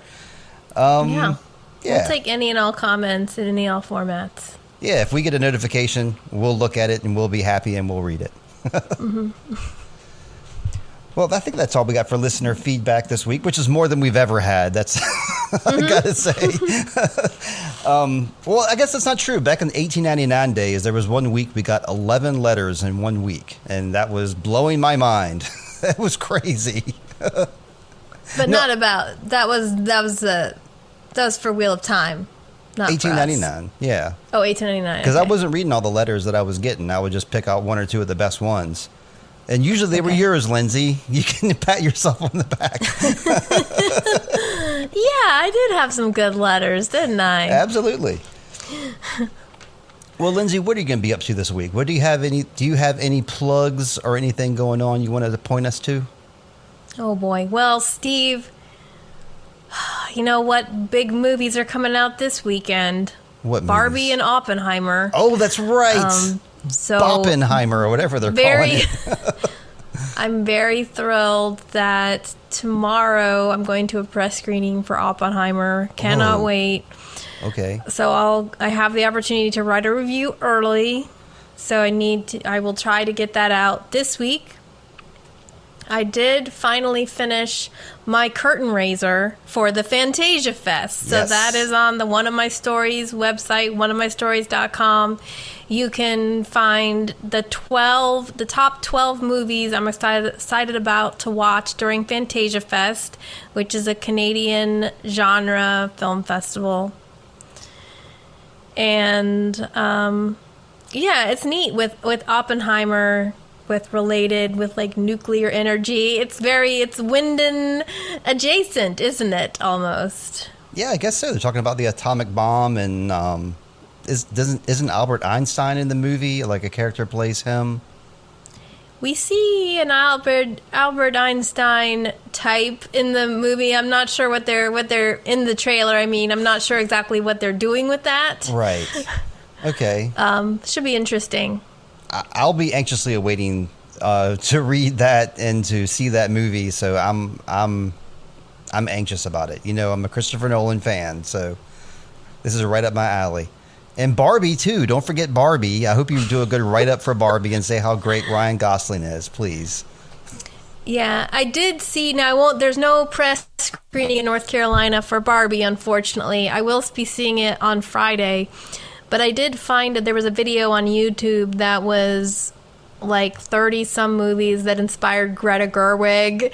So she talks about all the movies that inspired her to make Barbie. So that was kind of interesting. There was a lot. There was like Singing in the Rain, Umbrellas of Cherbourg, American in Paris. So it was an interesting YouTube video to watch. So if you are really if you're really excited about the Barbie movie, that might be worth checking out, because it is, that's what film critics like too.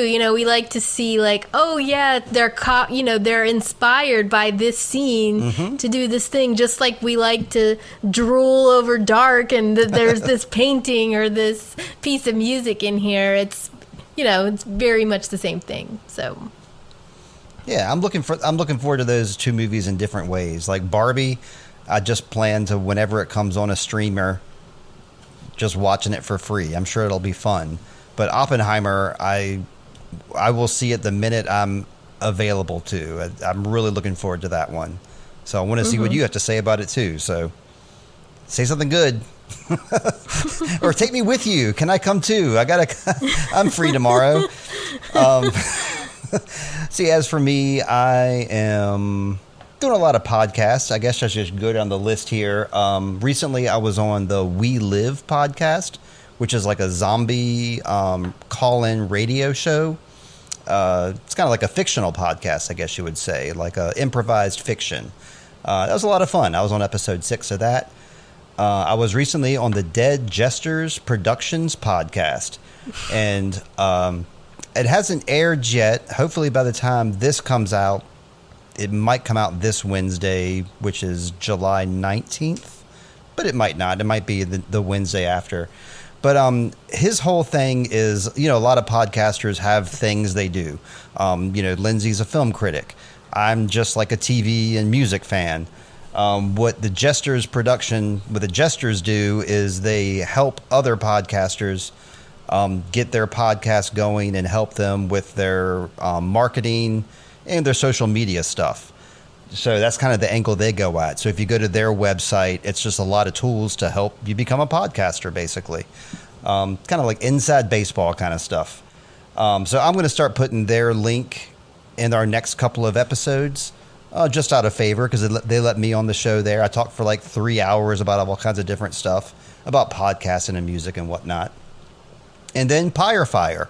I got to once more shout out Pyre Fire, a band from New Jersey that's very nice to me. So I'm very nice to them back. I featured the music on the podcast a couple weeks ago.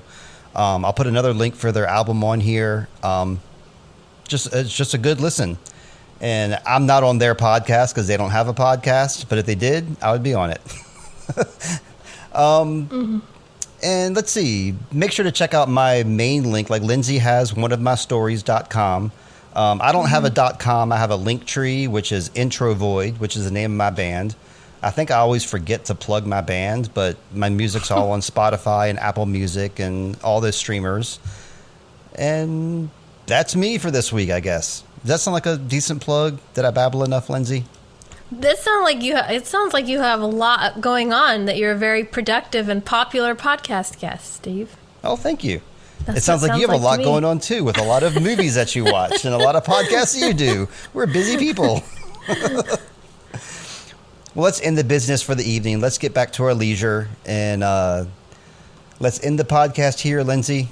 So to Dylan E. and to Simon S. and to the individual on Facebook groups and to everyone else, I hope you all find water and shade.